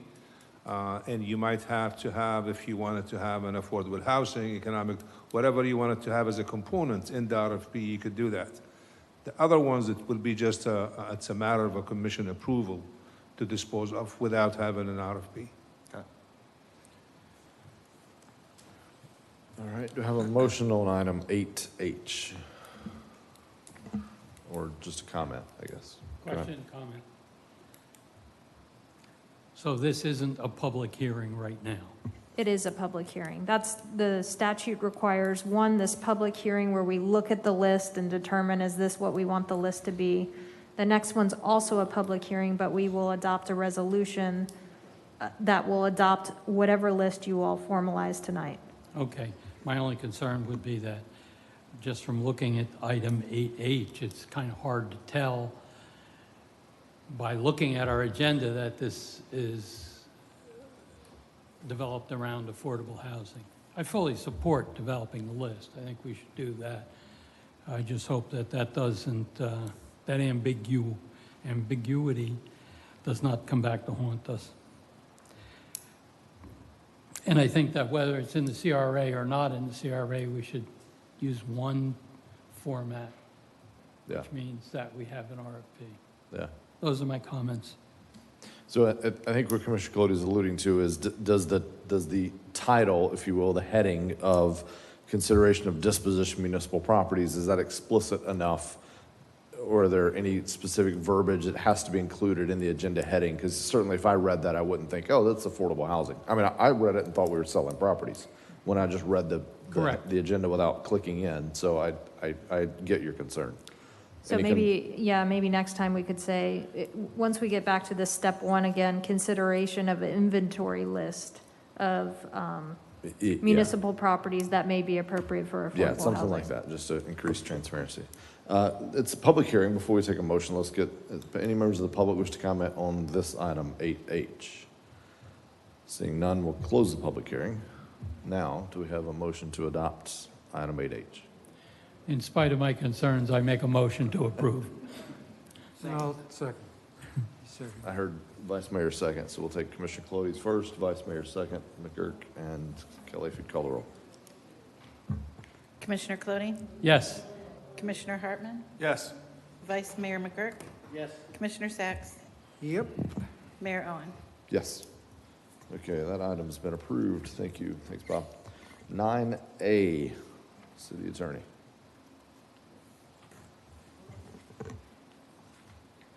Ordinance number 5821, an ordinance of the City of New Smyrna Beach amending the Code of Ordinances, amending Chapter 10 Alcoholic Beverages, Section 10-5 Consumption in Public Places Regulated to require City Commission approval through a special event permit for any exemption to the general prohibition of public consumption of alcohol, providing for codification, providing for public hearing, providing for conflicting ordinances, providing for severability, and providing an effective date.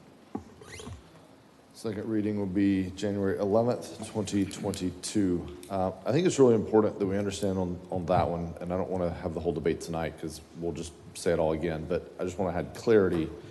I was surprised to learn, and correct me if I'm wrong, that as of right now, David Ray, who left, but David Ray could approve an open container event as it sits right now.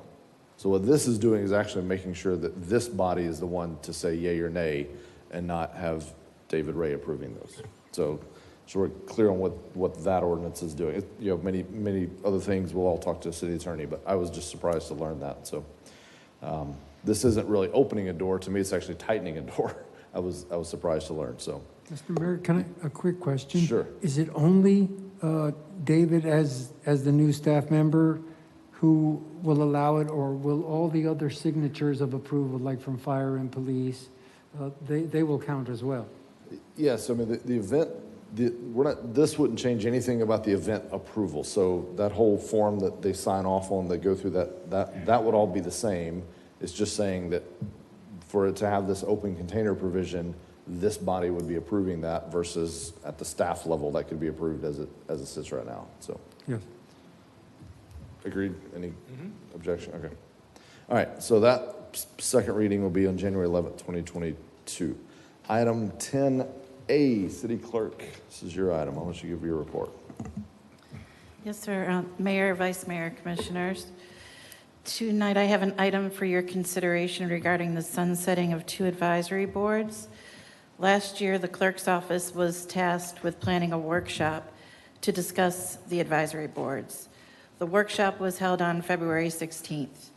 After considering public input, the direction that we received from Commission was to streamline the term lengths to 3 years, standardize term limits to 2 years, and phase out the boards that had served their purpose, require residency of New Smyrna Beach citizens, analyze the meeting frequency, and also require an annual board report. These tasks have now near completion.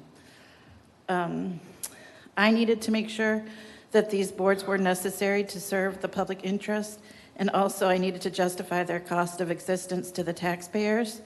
I found out that the Leisure Activities Advisory Board was reestablished in 2012 with the primary intent to solicit the assistance of citizens in the establishment of the Parks Master Plan.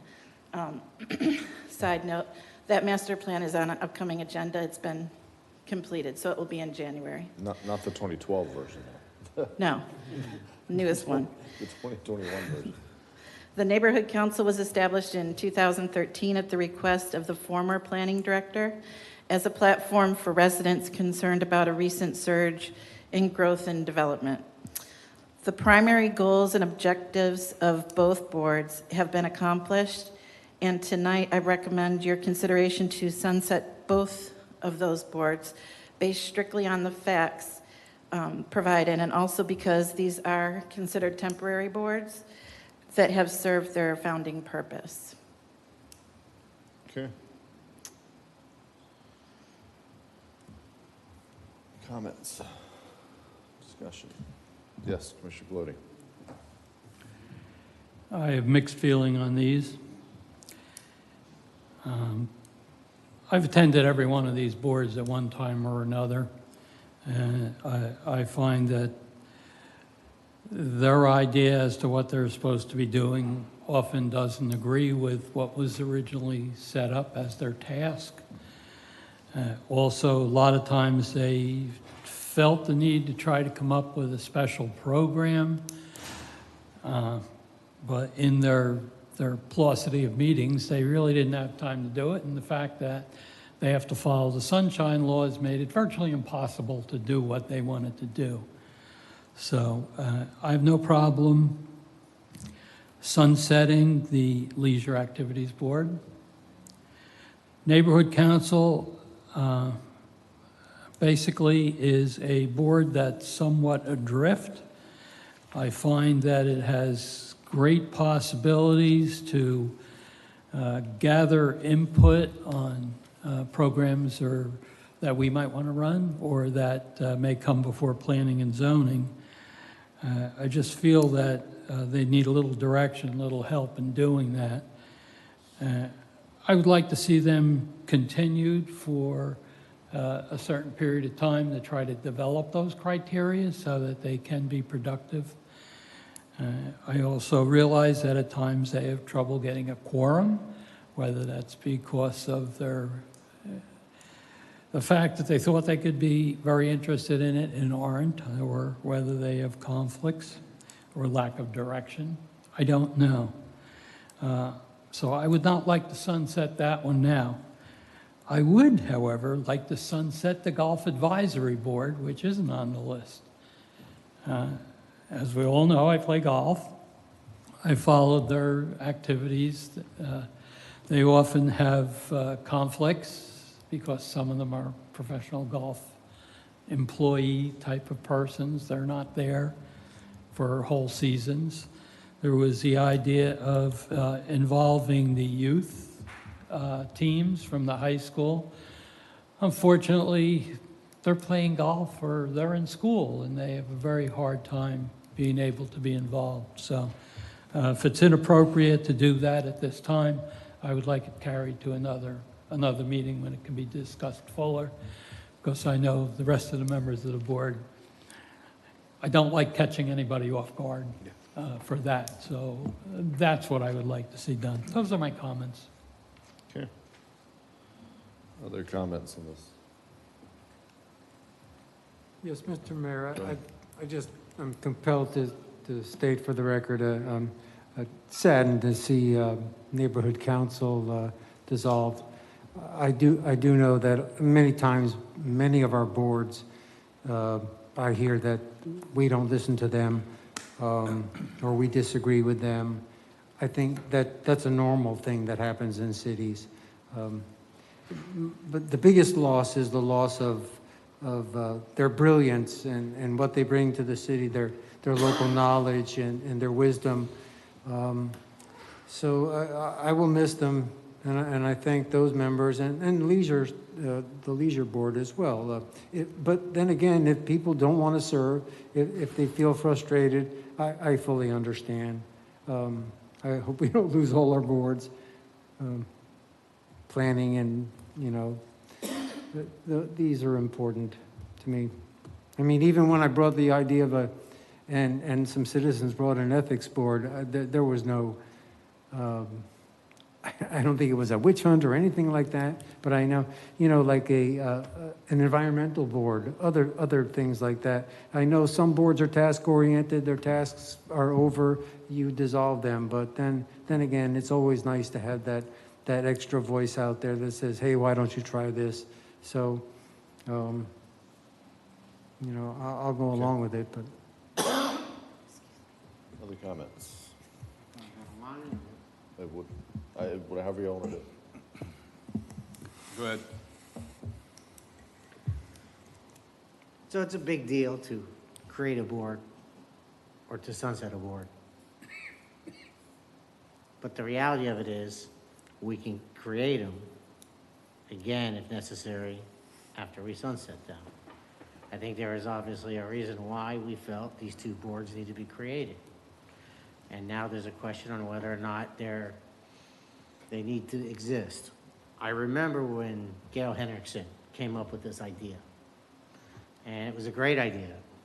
And I'm not going to beat a dead horse, we have done this in workshops. I've given some. Yeah. Apparently city attorney has a strong opinion on something. There's a gavel. Yeah. So, we asked that the city clerk bring us back some recommendations after looking at evidence and facts and membership and so on. And I can tell you this, I have put somewhere between 5 and 8 people on the neighborhood council. I can't keep anybody on it. Got to the point where I'm putting people on that I have never met before, just to be able to put someone on. It's a revolving door. It is a ship without a rudder, as Commissioner Cody said. While I don't take sunsetting a board lightly, we've been here, we've done this, we've discussed it, we gave the board direction, we actually met with the board, given direction. The last person I appointed, I met with for 2 hours to try to help that person engage in the neighborhood council and help bring it along to something that would make it relevant. And that didn't happen. So I'm willing to sunset the board. And I'm willing to bring that board or something else back at a future date when it makes sense. So I can support both. I don't know a lot about the Leisure Services Board. I have not attended one of those meetings, but I understand we have a lot of boards. It's tough to make a decision to sunset them, but I think we're going in the right direction. Golf advisory boards, as you mentioned, I'd like to put that on an agenda for something at another time.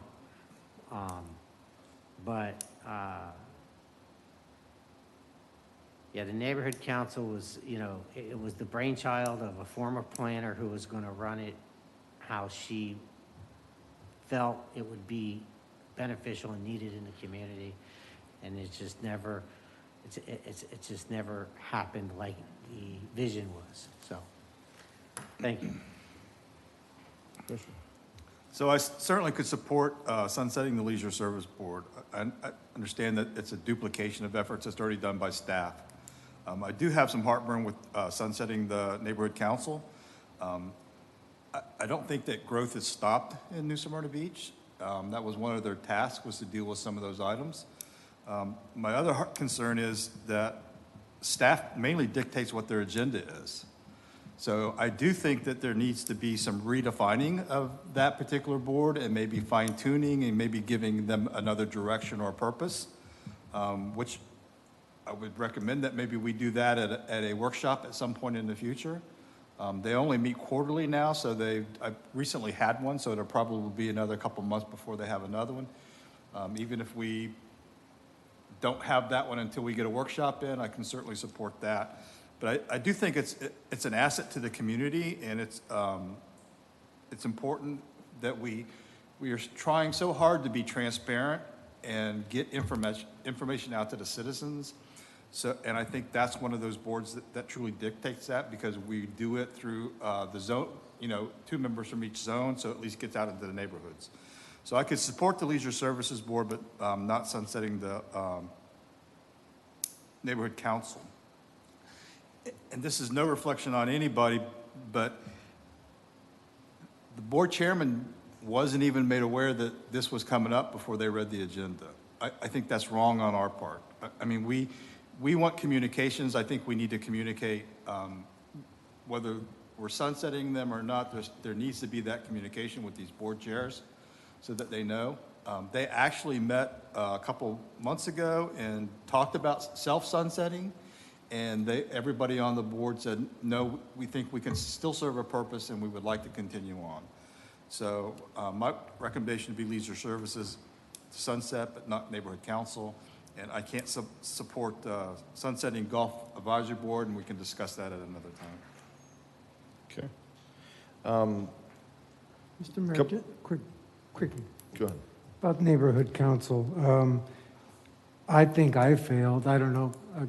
I don't want to speak for you guys, but when it started, I kind of failed to give them a direction and hoped that they would help be liaisons, many different functions, as Commissioner Hartman had said. A layer, but not a separation between our population and the commission, but an advisory board for all different kinds of things. You know, if nobody wants to be on a board, I'm not going to say, well, let's keep this board. But if people still have an interest in a board, and again, as Randy said, if we could find a purpose and people still want to serve, why dissolve it? If we still have a need, you know, the Beachside Task Force, I still think we need a Beachside Task Force. So those are just my thoughts about boards. I was kind of surprised to hear that also we were dissolving boards, but so be it. That's might be the time and place, but not for Neighborhood Council. I'd like to see them continue if they wish to. Okay. I'm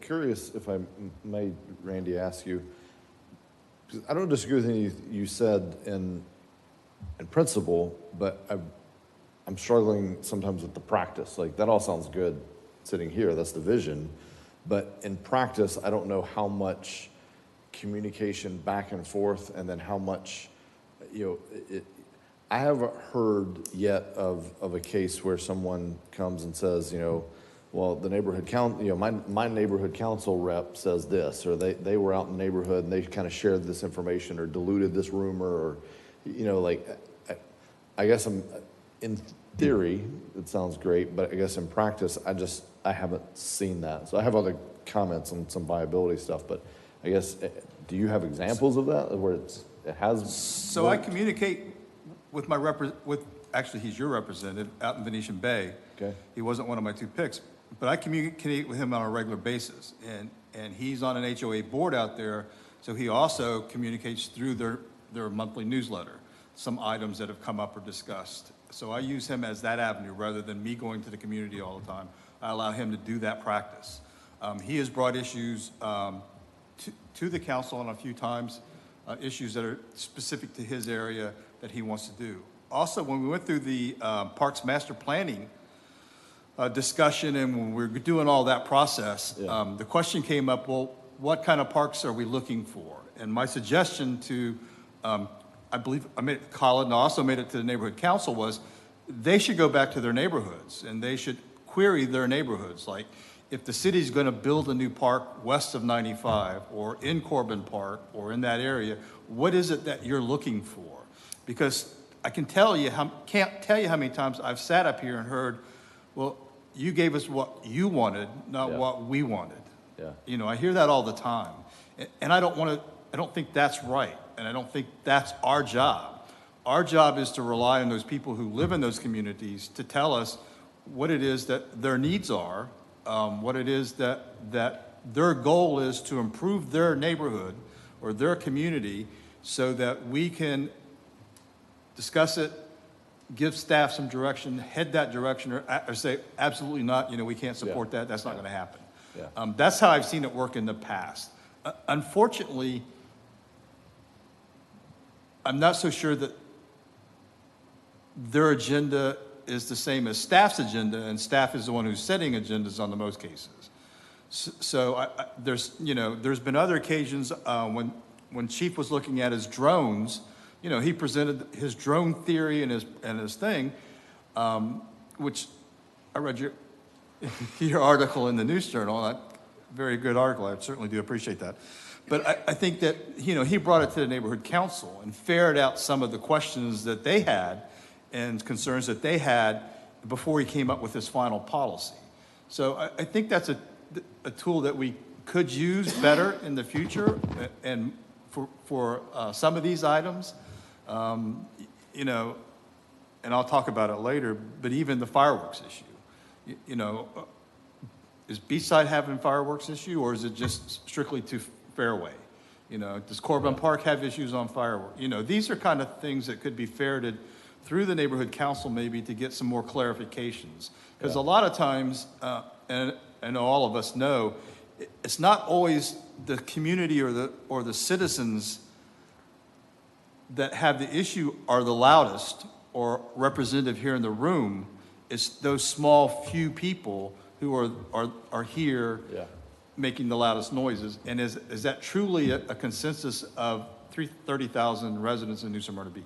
Yeah. So I do agree that I'm not happy with the way it's going. Yeah. And maybe it needs to be repurposed or given some direction.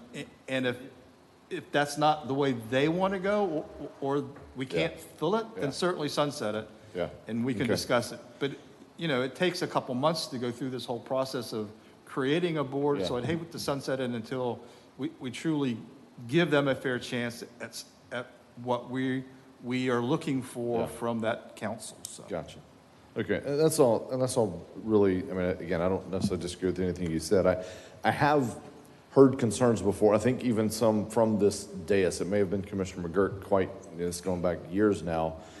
I think one struggle with something like a neighborhood council, we have a zone form of government, and then you have neighborhood council, which is, mirrors those zones, and you end up with kind of the shadow commission, if you will. It's like, there's many items I want them to come to me. Or if I'm a zone rep, I want them to come to me as a zone rep and not think they have to go through, you can't get to me until you go to neighborhood council. And I know no one up here feels that, but we wouldn't want our residents to feel that, so there's this, the lines can sometimes maybe get blurry on, do I want a neighborhood council rep out essentially holding a town hall on what are your thoughts on fireworks, or is that the role of this commission? And, that, I don't have an answer for you. And in some ways I'm, every zone, I feel like they all come to me. So, so that, I guess that's one issue that I feel like has always been, there's sometimes some tension, I feel like, with the neighborhood council and centered around that. So go ahead. And the other thing is, they're an advisory board. Is there, maybe we should change that focus to something else. Yeah. To where, to get, I don't know. Till we have that discussion, I'm not sure where we need to go with this. So I have a couple more. I would like to have, if it stays in place, I would like to put it on a future agenda to kind of discuss it more in depth and to give them a better direction on where to go. All right. So if I may, and he took most of my time, so I haven't actually shared my thoughts yet. I just was quizzing Randy over there. So a couple of things. Number one, I concur with Commissioner's comments. I've chatted with staff, and certainly we always try to communicate and over-communicate, and so that is what it is. We're all good. But we do want to make sure folks have an understanding of what's happening if it specifically impacts them at every chance we can. I also want to commend staff, though. As Kelly, you read off that list of, a year or two ago, we sat down and said, we want to clean up our advisory boards. And so we've gotten term limits, we've gotten the terms in place and concurrent, we've gotten, board reports, so we have made a lot of progress in this, and this is the result. Even this discussion tonight is a result of a lot of progress that has been made by staff and the board. So I commend everyone involved, and acknowledge that progress sometimes equals change. That sometimes those two are concurrent. So, I don't feel passionately on any of these. Some valid points are made. I do think golf, I would want to defer that to. I wouldn't want to spring that on anyone. For me, my vision on I have not been shy at sharing that, we're not getting a lot, to me, we're not getting a lot of advice from the advisory boards. And that's not a slight to them, that's not a slight to us, it's just, it just hasn't happened, it hasn't come together yet. We don't have the formula quite figured out yet, where the advisory boards are, on task, and somehow that's lining up and feeding good advice, as the name would imply. So my vision is having narrow focused advisory boards, either single topic that are then sunsetted, or very single topic, and like this is their one thing. So it's very clear if an issue comes in and it's related to this, that's the advisory board. And it's not, that they don't cover these broad things. It's, nope, this is our advisory board on this. So very narrow focus and very few meetings. I think this notion of monthly meetings or even quarterly meetings can be a bit burdensome. I think we could probably get better engagement on, 1 to 2 meetings a year. And if we've narrowed the focus, we can get there. And as an example, if I may, so Leisure Activity Board, I agree with you. It's not quite clear exactly what they do. They were clearly formed with the purpose of the park, the Parks Master Plan, but then there's a whole other list of things here that they're doing. My vision of a board like that would be, we have numerous events that transpire in our city. We just had the Christmas parade. We have numerous other events that transpire, some of which are organized by the city itself, some of which are organized by partners with the city, and then some of which are kind of independent of all that. So I would love to have a group that is focused on those city events. So we have citizens that are looking at every year, taking all the events that have transpired and do a retrospective of what worked and what didn't work. How could we make this event bigger or better next year if it's a good thing? And then looking forward, is there anything we're missing? Have we heard about some amazing event that's happening in Sanford that we'd love to give it a shot here?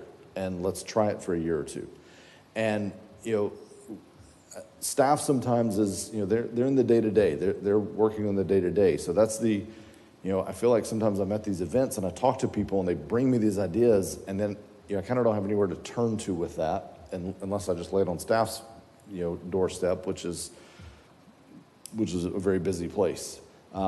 So, if you took something like a leisure board, or call it whatever you want, and gave it that very narrow focus, city events, review them, bring good ideas, and bring revisions. For instance, there was a lot of feedback I received after this Christmas parade that I would like to see implemented in future parades. I'd like to see some things tightened up, making sure the floats are decorated, making sure we don't have political messages on any of our participants, things like that, again, I can lay it on staff's doorstep, but if we had an advisory board focused on those things, they don't need to meet 12 times. They need to meet once or twice a year, discuss them all and move on. So for that reason, my thing would be, I'm not anxious to take any action today because, to your point, it takes a long time to bring these back. I would rather see us focused on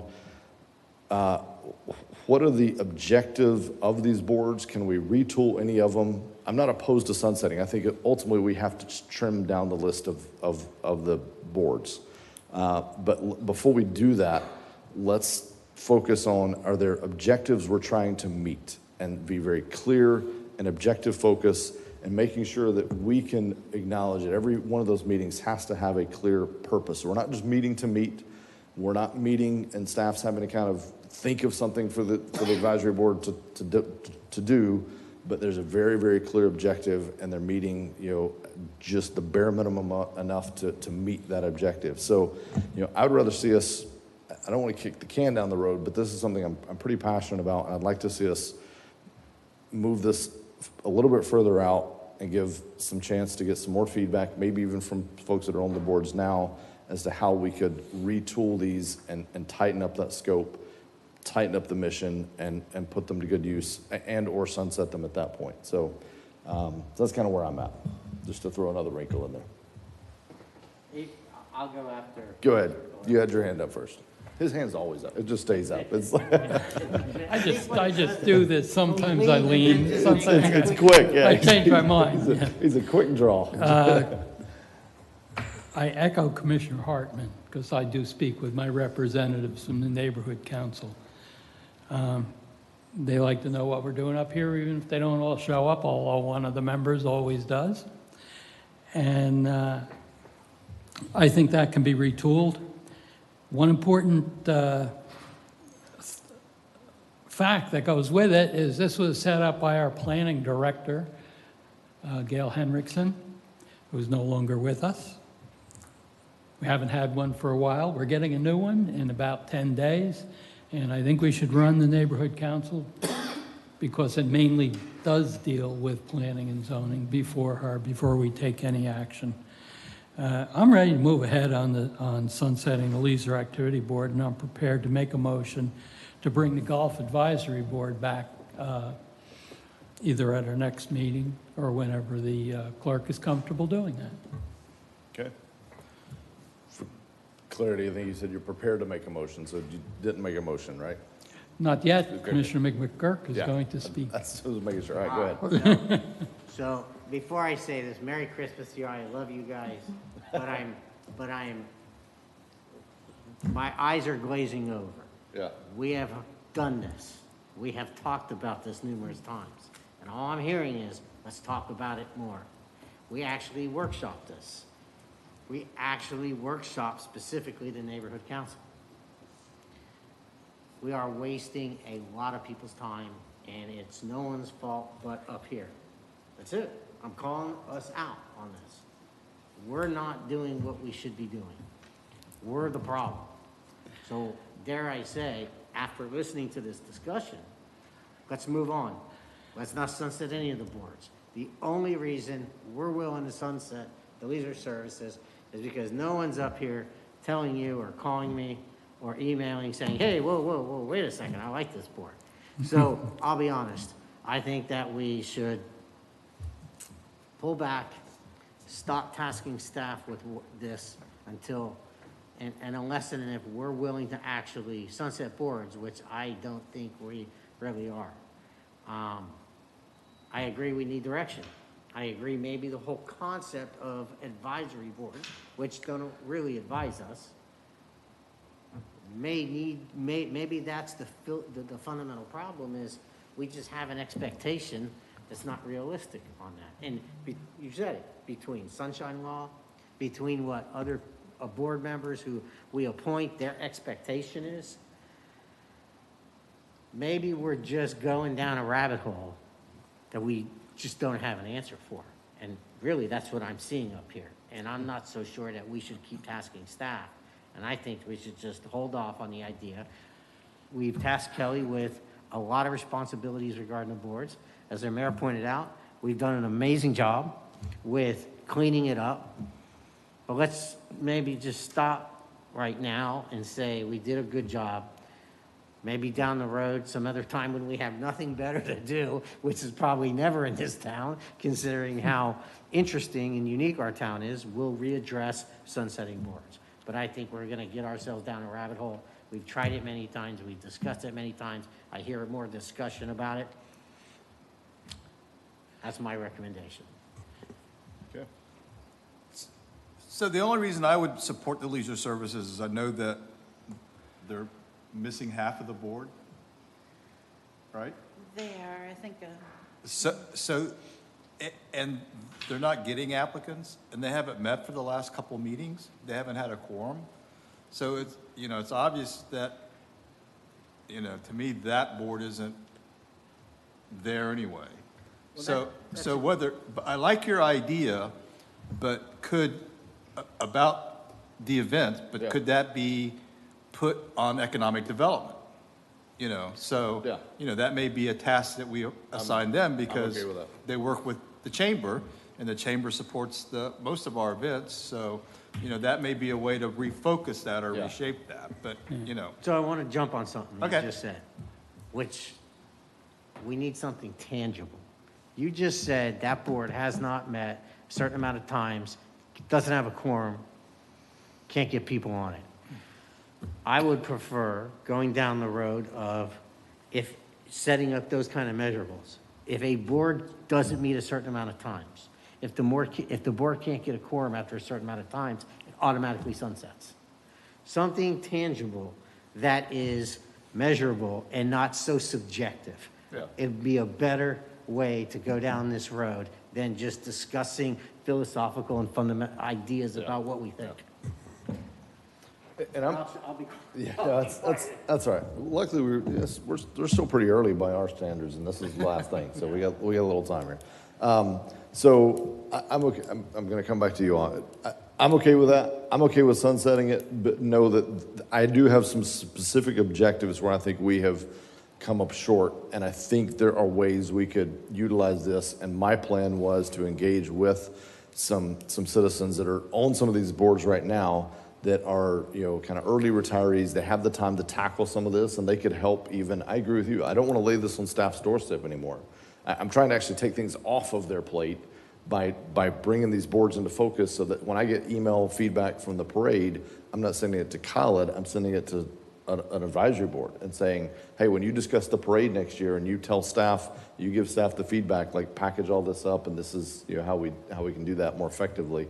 But I'm okay doing that separately. It's probably not that much harder than just, you know, than changing the ordinances that we would have to change to retool this one. So, but my bar going forward, if anybody dares to propose a new board, there is going to be very specific criteria of it's got to have an objective, it's got to have a mission statement, it's got to have very clear measurables and all those things. Like, we've got to move in that direction with existing boards, but definitely any new ones. So, so yeah, I mean, I'm not married to either of these two. If that's the pleasure of the commission, I could say we sunset and start over, or we could delay it. But I'm with you. I don't want to just keep kicking it down the can because we get one or two people that show up. Let's make progress here. Mr. Mayor. I'm going to bring Commissioner Sachs in because he hasn't spoken in a while. Go ahead. Yeah, just, have we asked the board members how they feel about it? Should we invite the boards or a member of the board and say, you know, do you feel useful? Do you feel, whatever you feel? I think we pool of have. I talent. mean, I know I have personally on a few occasions, especially neighborhood council with the chair. And I think we had some workshops where we talked with the different board members, and that was sort of what we also tasked staff to do as well. So I mean, I think, and like us, I think there was mixed things. I think a lot of people said, well, in its current state, no, like we're floundering a bit, I think is the word Commissioner Clody used, but we still feel like we could add value and purpose, but not in the direction and the way it's going about. And also some frustrations, I think, at the staff level as well with, hey, the boards aren't engaged, they're not showing up. Even if they do, we sometimes don't know exactly what kind of stuff we're supposed to put in front of them. Like, that's not a recipe for success. That's in academia, in the academic setting, you have all kind of faculty groups that get formed. And somebody once said, if I ever die, I want to be reincarnated as an academic committee because they never die. So that's our advisory committee sometimes. And then there's the boards that we should consider essential, everything from planning to code enforcement board. Yeah, some are historical preservation non-negotiable. board. P&Z we have to have. I mean, we task them Right, with. of course. Yeah. Commissioner Clody, you had final thoughts, then we'll do something. I want to lead the final thoughts. All right. I propose that we take action. I'm prepared to issue 3 motions. If they get second, we'll see, regarding Neighborhood Council, Legal Services, and Golf Advisory Board. All right, give it a start. Okay, Neighborhood Council, I make a motion that we dissolve the Neighborhood Council, that we take the request seriously and we eliminate them. Okay. Effective, if you would just, for clarity in the motion. Immediately. Effective immediately. Okay. Do I have a second on that motion? Question, that request to dissolve was from the board itself? The request to dissolve was from the board itself? Well, it came from the clerk. She's put it on the calendar for our action if we wanted to go ahead and do that. It doesn't necessarily mean I want to do that, I'm going to vote yes. It means I want it on the calendar and I want us to make a decision. Let's, get a up or no vote. So we had a motion. Second for discussion. We had a second. Go ahead. I'm not going to support removing any boards. There's Okay. your second. All right. We had a motion. We had a second. City Clerk, if you'd call the roll. So this, for clarity, this would be to sunset the Neighborhood Council effective immediately? Yes. A no vote, Neighborhood Council continues? A yes Rolls vote, on. Neighborhood Council Yes. sunsets? City Clerk? Commissioner Sachs? No. Commissioner Clody? No. Commissioner Hartman? No. Vice Mayor McGurk? Nope. Mayor Owen? Really want to vote yeah. No, I'm a no. Okay, I would like to make a motion. I thank you for your votes. I would like to make a motion to sunset the Leisure Advisory Board as requested by the city clerk. Second. I have a second. City Clerk, if you'd call the roll. Again, a yes vote, sunsets effective immediately. No vote, board continues. Commissioner Clody? Yes. Commissioner Hartman? Yes. Vice Mayor McGurk? No. Commissioner Sachs? No. Mayor Owen? Pardon, Mayor? Yeah, they're killing me. I'm a no on that one. It doesn't mean I Okay. won't bring it up again. Thank you for your Last one. consideration. Go ahead. Third one is I'm requesting that the clerk bring the Golf Advisory Board up to be considered sunsetted All right. at her earliest convenience. That's to add that to a future agenda, essentially. Do I have a second on that? Second. City Clerk, if you call the roll. So this isn't sunsetting it today, this is just adding it to a Correct. future agenda. City Clerk? Commissioner Hartman? No. Vice Mayor McGurk? Yes. Commissioner Sacks? No. Commissioner Clody? Yes. Mayor Owen? I'm a no on that one as well, for right now.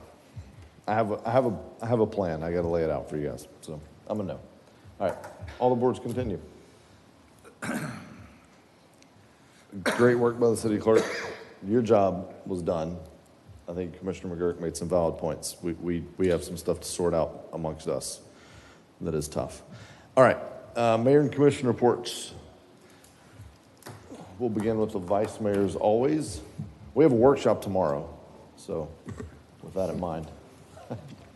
Kelly, thank you for everything you've done on the boards and commissions. Okay, we really, I'm sure speaking for everybody, thank you. Done a lot of good work.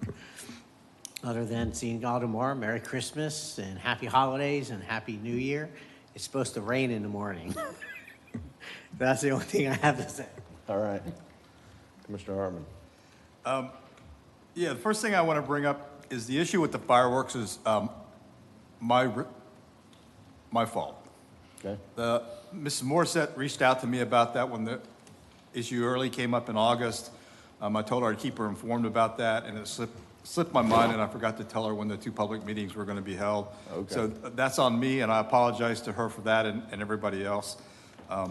They do have some concerns. I know I kind of took it, I think the way you were leading is we were just putting it in where it needed to be and kind of cleaning up the language, but it also removed the language that said that fireworks need a permit to do fireworks in the city of New Smyrna Beach. So I will bring it to the dais and say, if there's a consensus to discuss the item further at a future date, I'm sure they would appreciate it. But if not, then I think we've done what we should have done. You know, they do have some concerns. I do think there's some safety issues. If there's a consensus to bring it back for further discussion at some point in time, then they certainly would appreciate it. So Commissioner Hartman has asked for our consensus to bring back the discussion of potentially, again, amending, I guess, if I can say, our firework code, potentially considering some kind of a permitting and/or ban is what was requested by that. I couldn't support that. I don't think it's feasible. I think it's going to set unrealistic expectations to even have the discussion, but what's the commission's pleasure? We'll just go down the line. No, and I'm not interested in bringing it back. I find that following rules on regulations on fireworks is probably avoided by the general public more than any other thing other than speeding on Saxon Avenue. And littering, I mean, it's just, Yes. it's against the law, and I would love to catch everyone and fine them heavily, but it's almost impossible to enforce. So, Yes. Commissioner Sacks, what's the pleasure? Again, we're not voting on anything, it's just whether we want to discuss it or not. I'd like to discuss it. Okay. Commissioner McGurk? So consensus seems no. All right, gentlemen, I thank you for that. The other thing was I attended the Affordable Housing Summit that the county put on most recently up at the Civic Center. There was a lot of interesting ideas out there. There's a lot of talk about doing, I lost it.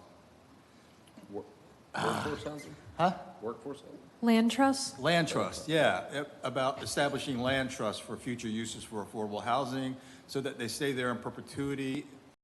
You know, whether the city or the group, there's even, it was approved through the little workshop groups there that maybe the county should look into something like that and make it a county-wide program that all the cities could participate in.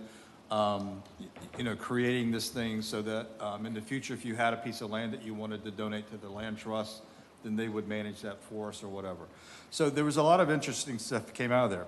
But one of the really interesting things was there was a lady there that said it was not a NIMBY, she was a YIMBY, yes, in my backyard. And she is, like, they're on fire in Tampa. Yeah, You know, they're ADUs. all over this and are really about affordable housing, increase in density, multi-housing units within communities to help support this affordable housing issue. So you'll probably see it and hear more about that in the future. And the new terminology now is attached villas. Do you know what that is? It's like an ADU. Duplex.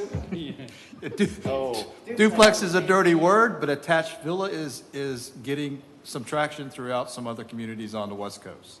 So if you hear that terminology again, remember you heard it here first. So it's a true, because I'm familiar with the ADU concept. Where Right, yes. That's where it's also popular on the West Coast. I had colleagues on the West Coast that did that. Yes. They built something, one of them, he moved in his ADU and rented out his house and paid it off in like 5 years. It's crazy. It's insane, the market out there. Right. But, so it's not an ADU, it's an actual like duplex, like. Yeah, like they're Nordman. not calling them duplex anymore, they call them attached villas.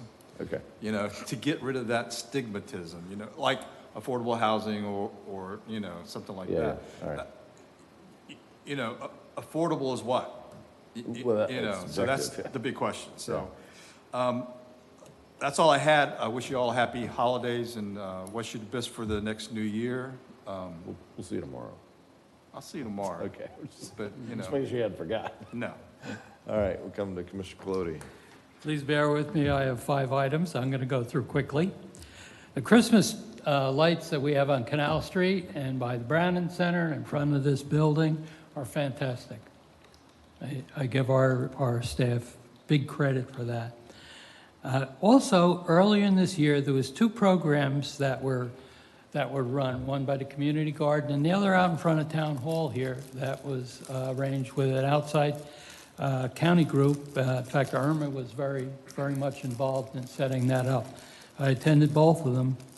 And one of those things that they do is they lit up some trees with nice red lights.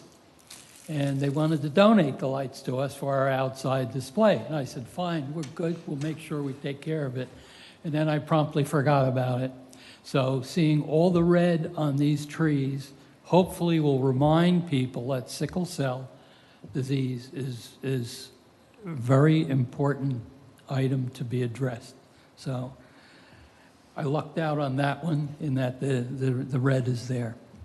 Second thing, I've been working with the staff, particularly Khalid and some other professionals in the field, about establishing a wetland bank. I've spoke about this in the past, where when developers have to buy wetlands credits, the money all goes and goes out of the county. It goes to Farmington, mainly. Unfortunately, our last discussion, there are a lot of roadblocks in us setting something up. I'm going to keep pursuing it, but I'm not overly hopeful. Next step, Southeast, the Water Management District. That's on the agenda tomorrow too, right? Yeah. I think Yes. staff had added it tomorrow on the agenda. Right. I know everybody was waiting for it, so I couldn't wait till tomorrow. Our general improvement plans, our capital improvement projects, and a lot of other things, I get some feedback, and I feel it myself, that we don't move along as quick as possible. One of the things that I may have impeded the progress is by not wanting to hire consultants. And we're doing so much, we have so much planned, that I won't complain as much if the staff would come up with hiring a consultant to work on things. Next thing, I held my Zone 1 meeting, which was very well attended. I passed out questionnaires there. People filled them out with their priorities, and I prepared a summary, which I did send in to staff, and everybody has that. I kind of created a ruckus because people thought I was subversively working to collect email addresses for the commission, for the staff, for some community groups.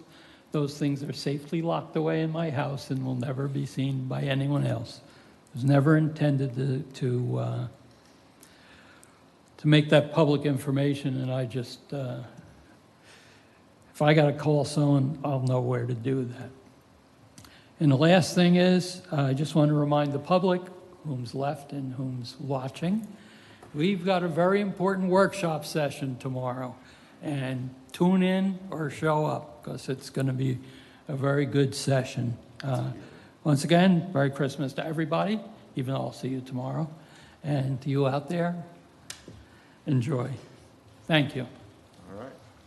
The good thing of being the previous vice mayor is you get to go last, or second to last, and you go from first to second to last. Go ahead, Commissioner Sacks. Thank you, Mr. Mayor. Just a quick question for council.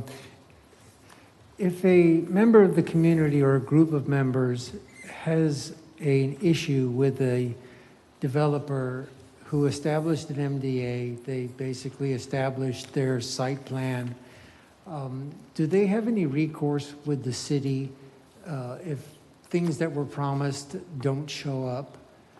Or do they have to fight it out with the developer? I'd probably need some more details, but the first issue would be, do they have standing? So, Yes. Are they directly impacted? Yes. So I think I know what you're referring to, if I may. So let's take an extreme example. Let's say some developer had come in and, across the street, and they said, we're going to build this, and it's going to have this, fantastic, event space. It's going to be 5,000 square feet, and it's going to have all these amenities. And that's all recorded in the MDA. And then they built all the rest of the development, and then they didn't build that 5,000 square feet, and they never did. And they said, yeah, no, we're just kidding, Who pursues that? Would the city come in and pursue it, or would the residents have do they have a standing? I know you can't give legal advice to residents, Right. but what is Right. your opinion on that? So in an MDA, they usually have a development plan, a conceptual development plan. Sometimes it's phased, sometimes it's not. When it's phased, there's a certain time period where this has to happen. After that time period, the development rights lapse.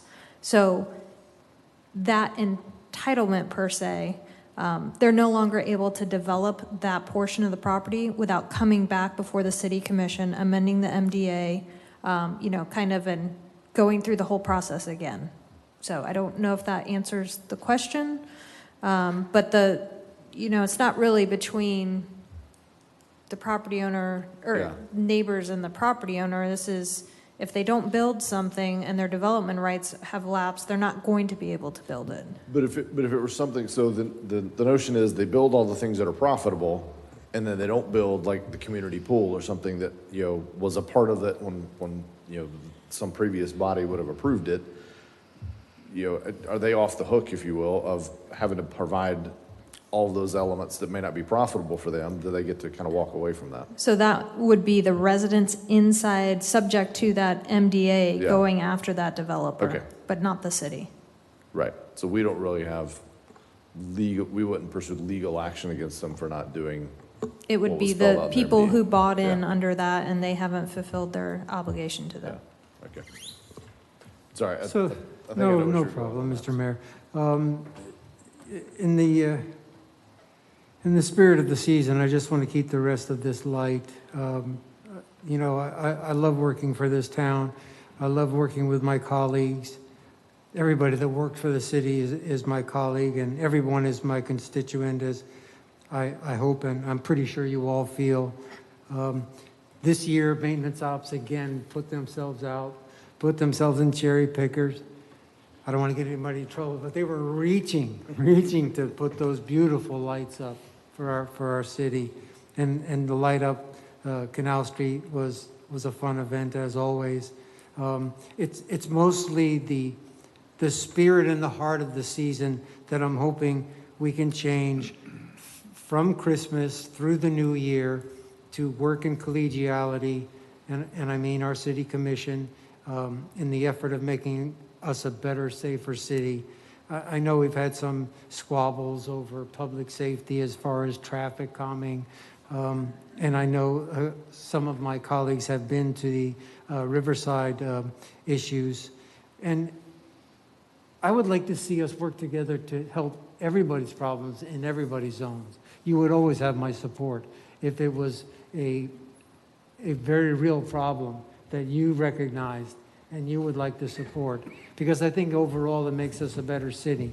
Now, thankfully, we have a manual. Hopefully, we can do something for the folks on Riverside. It turns out, you may not relay it to staff or anyone else, but other little problems, the tiniest problems pop up. We have a multi-use trail on Saxon. A fellow noticed there's a blind spot, so he recommended stop signs. Well, I'm not sure if little stop signs for sidewalks are legal, but recommended we will try and work with them and do some options. Riverside, a bit of a larger problem, but the Riverside residents, if you were there, Randy, you were there, I think they're amenable to trying to do anything, as the Magnolia residents did, and thankfully the Live Oak residents did. And this is an effort to keep these communities safe, because we're hearing now even more so that Farmington and that whole swath west of 95 is going to grow, and they're all going to want to come here. So I'd like us to be prepared going forward.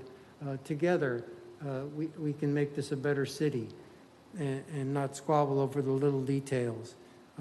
Hopefully staff will help us come to agreement. I know a lot of the improvements we want to make are not warranted, but it seems there's a little give and take, and hopefully we can take advantage of that.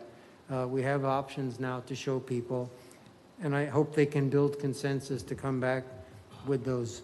But in the spirit of the season, I know the world is kind of askew lately.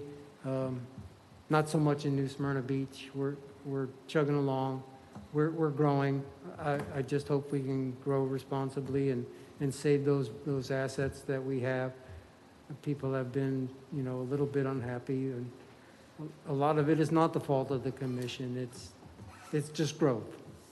So if we can meet that need that comes from growth, it would please me to no end. So I wish everybody a Merry Christmas, Happy New Year, and Kwanzaa. And God bless everyone. All right. Thank you, guys. Thank you. Well said. I didn't have comments, but I'll just echo some of what Commissioner Sachs said. I've coming together to work on issues doesn't mean at the end of it it's a 5-0 vote every time. In some ways, I'm very proud that we often debate issues and hear it from multiple different angles, and then it's a 3-2 or a 4-1 or a 2-3 the other way, or and I've told residents there's as we get agendas, we kind of, I don't know if you all do this, but I kind of go through the agenda and I'm like, all right, what's I wonder where this colleague is going to come with that. I wonder what their concern is going to be and how they're going to think on this, and just trying to anticipate anything I can be ready, more prepared for. But the one thing I've continually appreciated, and I will tell you all, you heard me say it at the State of the City, I have now started saying this every time I speak to the public. I talked about it at Veterans Day, and I talk about it every small and big event that I speak at. I talk about, I don't necessarily, who we have in the future serving in this position, and for the people that are here now, and then whoever we have in the future, I hope we can always maintain that sense of we are coming together to work on issues. It doesn't mean we agree, but we can center around solutions. We can put solutions on the table. We can have some banter. We can have sometimes, pretty adamant disagreements, but then the very next issue come back together around something. And I was bragging the other day to a group I was talking to that, there are many times when two colleagues may, completely be at odds on one issue, and then the very next item, they're allies on that item.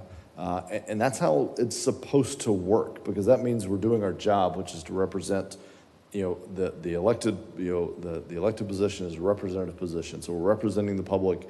We're doing what we think is right for the public on every single item, and there's no carryover. It's not like I can't support 8H because you didn't support me on 8B. Like I've never felt that up here, and we've never devolved to, you read in Volusia County, there are cities where, the F-bomb is dropped from the dais, talking about other members on the dais. Like, I'm very, very proud that we, again, not that we always are 5-0 votes, but we'd never question someone else's motives or character just because they disagree with us. I mean, earlier today, the Yopon thing. I mean, look, we disagree on that. I don't remember how it went down, 4-1, 3-2, whatever it was. And I was kind of right in the center on it, but it's over, it's done, we move on, and I don't believe that anyone voted for it because of any ill good or ill intent, or anyone voted against it for anything. It was just see it differently, and that's the beauty of an elected democracy. So anyway, yeah, well said. It's been a pleasure to work with all of you this year. Look forward to doing so again in 2022, and we're going to start that planning process tomorrow morning at 9 a.m. in these very chambers. That will be live streamed, I guess, and so it'll be live streamed, but of course, able to attend. There'll be public participation at the beginning, and then sometimes if we have time, we allow for some time at the end if we have time. So with that, City Manager, anything to report tonight? Yes, sir. I'll try to make it quick. I hate to do this, but talking to that mic if you can. I received this agreement for a grant from FEMA through the DEM from the finance director this evening. So I will ask the commission if they could authorize the mayor to sign this agreement. It's a standard, typical agreement. It's for the personal protection equipment. Very standard agreement. I zipped through it, so I'm asking the commission to authorize the mayor to sign all this blue that I will give you now. All right. I assume there's a time requirement. That's why we can't do it until our next meeting. They want it before the end of the year, and this is the last official meeting that we have. Tomorrow's a workshop. And so it's accepting money, grant money from FEMA? Yes. It's for us to apply. There is no specific amount, but you submit your request and they get approved for it. I think this is the first time city managers ever asked for us to kind of do something a little bit sight unseen. If the commission's comfortable, if not, we could also have we could call a special meeting at the end of tomorrow's workshop. But it sounds like a standard grant agreement, so I'd be comfortable. If it wasn't a standard, I would not ask you, but it's very standard. The second item is... Hang on, let's get that one resolved real quick. I will make a motion to authorize the mayor to sign an application to FEMA for a grant. I had a motion by Commissioner Clody. I heard a second from Vice Mayor. If no other discussion, City Clerk, if you'd call the roll on that. Vice Mayor McGurk? Yes. Commissioner Sacks? Yes. Commissioner Clody? Yes. Commissioner Hartman? Yes. Mayor Owen? Yes. Thanks. And let's just make sure, Kelly, if you would, that full document is included in the meeting minutes for this meeting, since it wasn't in the agenda package, just so it's available to the public. Yes, sir. The second item is I had a meeting with Mr. Bunch today at the utilities. We discussed the septic to sewer feasibility study.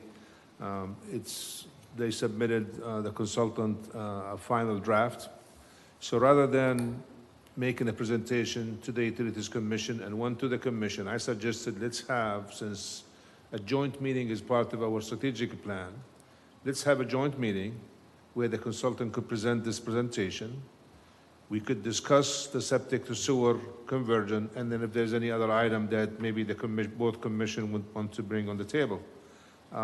I have suggested two dates. One is on January the 24th, and the other one is February the 3rd. Both are Thursdays. So if you have a preference on any of the dates, if you're not going to be in, if you would let me know, so I could contact Mr. Bunch and let him know. Okay. If everybody can just maybe commit to letting him know tomorrow, if one of those two dates works, 1/24 or February 3rd, 2/3. 1/24, 2/3, and let Colin know tomorrow. Okay. Anything else? And also, just if you have any questions on the CM report, obviously our Development Services Director, I mentioned in my report, is going to start on the 17th. 17th is Martin Luther King birthday, so it's actually on the 18th. Okay, 17th of January, right? January 18th. Okay, yeah. He said 10 days. I was thinking. Sorry to interrupt. I missed something. I heard 1/24 and then... 2/3. So... That's for the joint meeting with the UC. Someone said they were both on a Thursday. I think 1/24 is a Monday. 1/24 is a Monday? You know me and technology, don't hold me to it. Are you on 2022? That's a Monday before a meeting, so that's probably not. Unless if I was looking at a Tell you what, Colin, maybe if you'll just send an email. I will. And then we'll each reply to you with the date that works best for us, and we'll just commit to doing that by tomorrow. We'll do that. Yeah, Thank you. yeah, that's fine. Any questions for Colin? His CM report was included in the agenda. Any questions? Seeing none, city, who's up next? City clerk. Just a friendly reminder, you have a photo op tomorrow at Buena Vista Pier with Buddy Davenport to accept a check. I believe that Sharon sent that out while I was on vacation. Buena Vista Pier, yeah, the fishing one for the ribbon cutting. At thing. 8:30, yes. Okay, 8:30. Hopefully it doesn't rain again. We have Is that why you were talking about rain? Oh, okay. It's supposed to be January 20th, not the 24th. What's that? Can we agree to dress cash? Yeah, yeah, it's workshop attire, so business casual, whatever people are comfortable with. Look professional. January 20th, not the 24th. January 20th. That's a Thursday. All right, so weather pending, we have that photo up. I will tell you, if it's raining, I'm not gonna be there. I can accept a ribbon and cut it, or accept the check and cut a ribbon some other day, so if it's raining, I won't be there. You will know till you get there. This is Florida. If it is Yes. raining at my house, I will not be at that place. I'll put it that way. City, so that's city clerk report. So that's at 8:30 tomorrow, gentlemen. And again, casual attire, but business professional. City attorney, any report?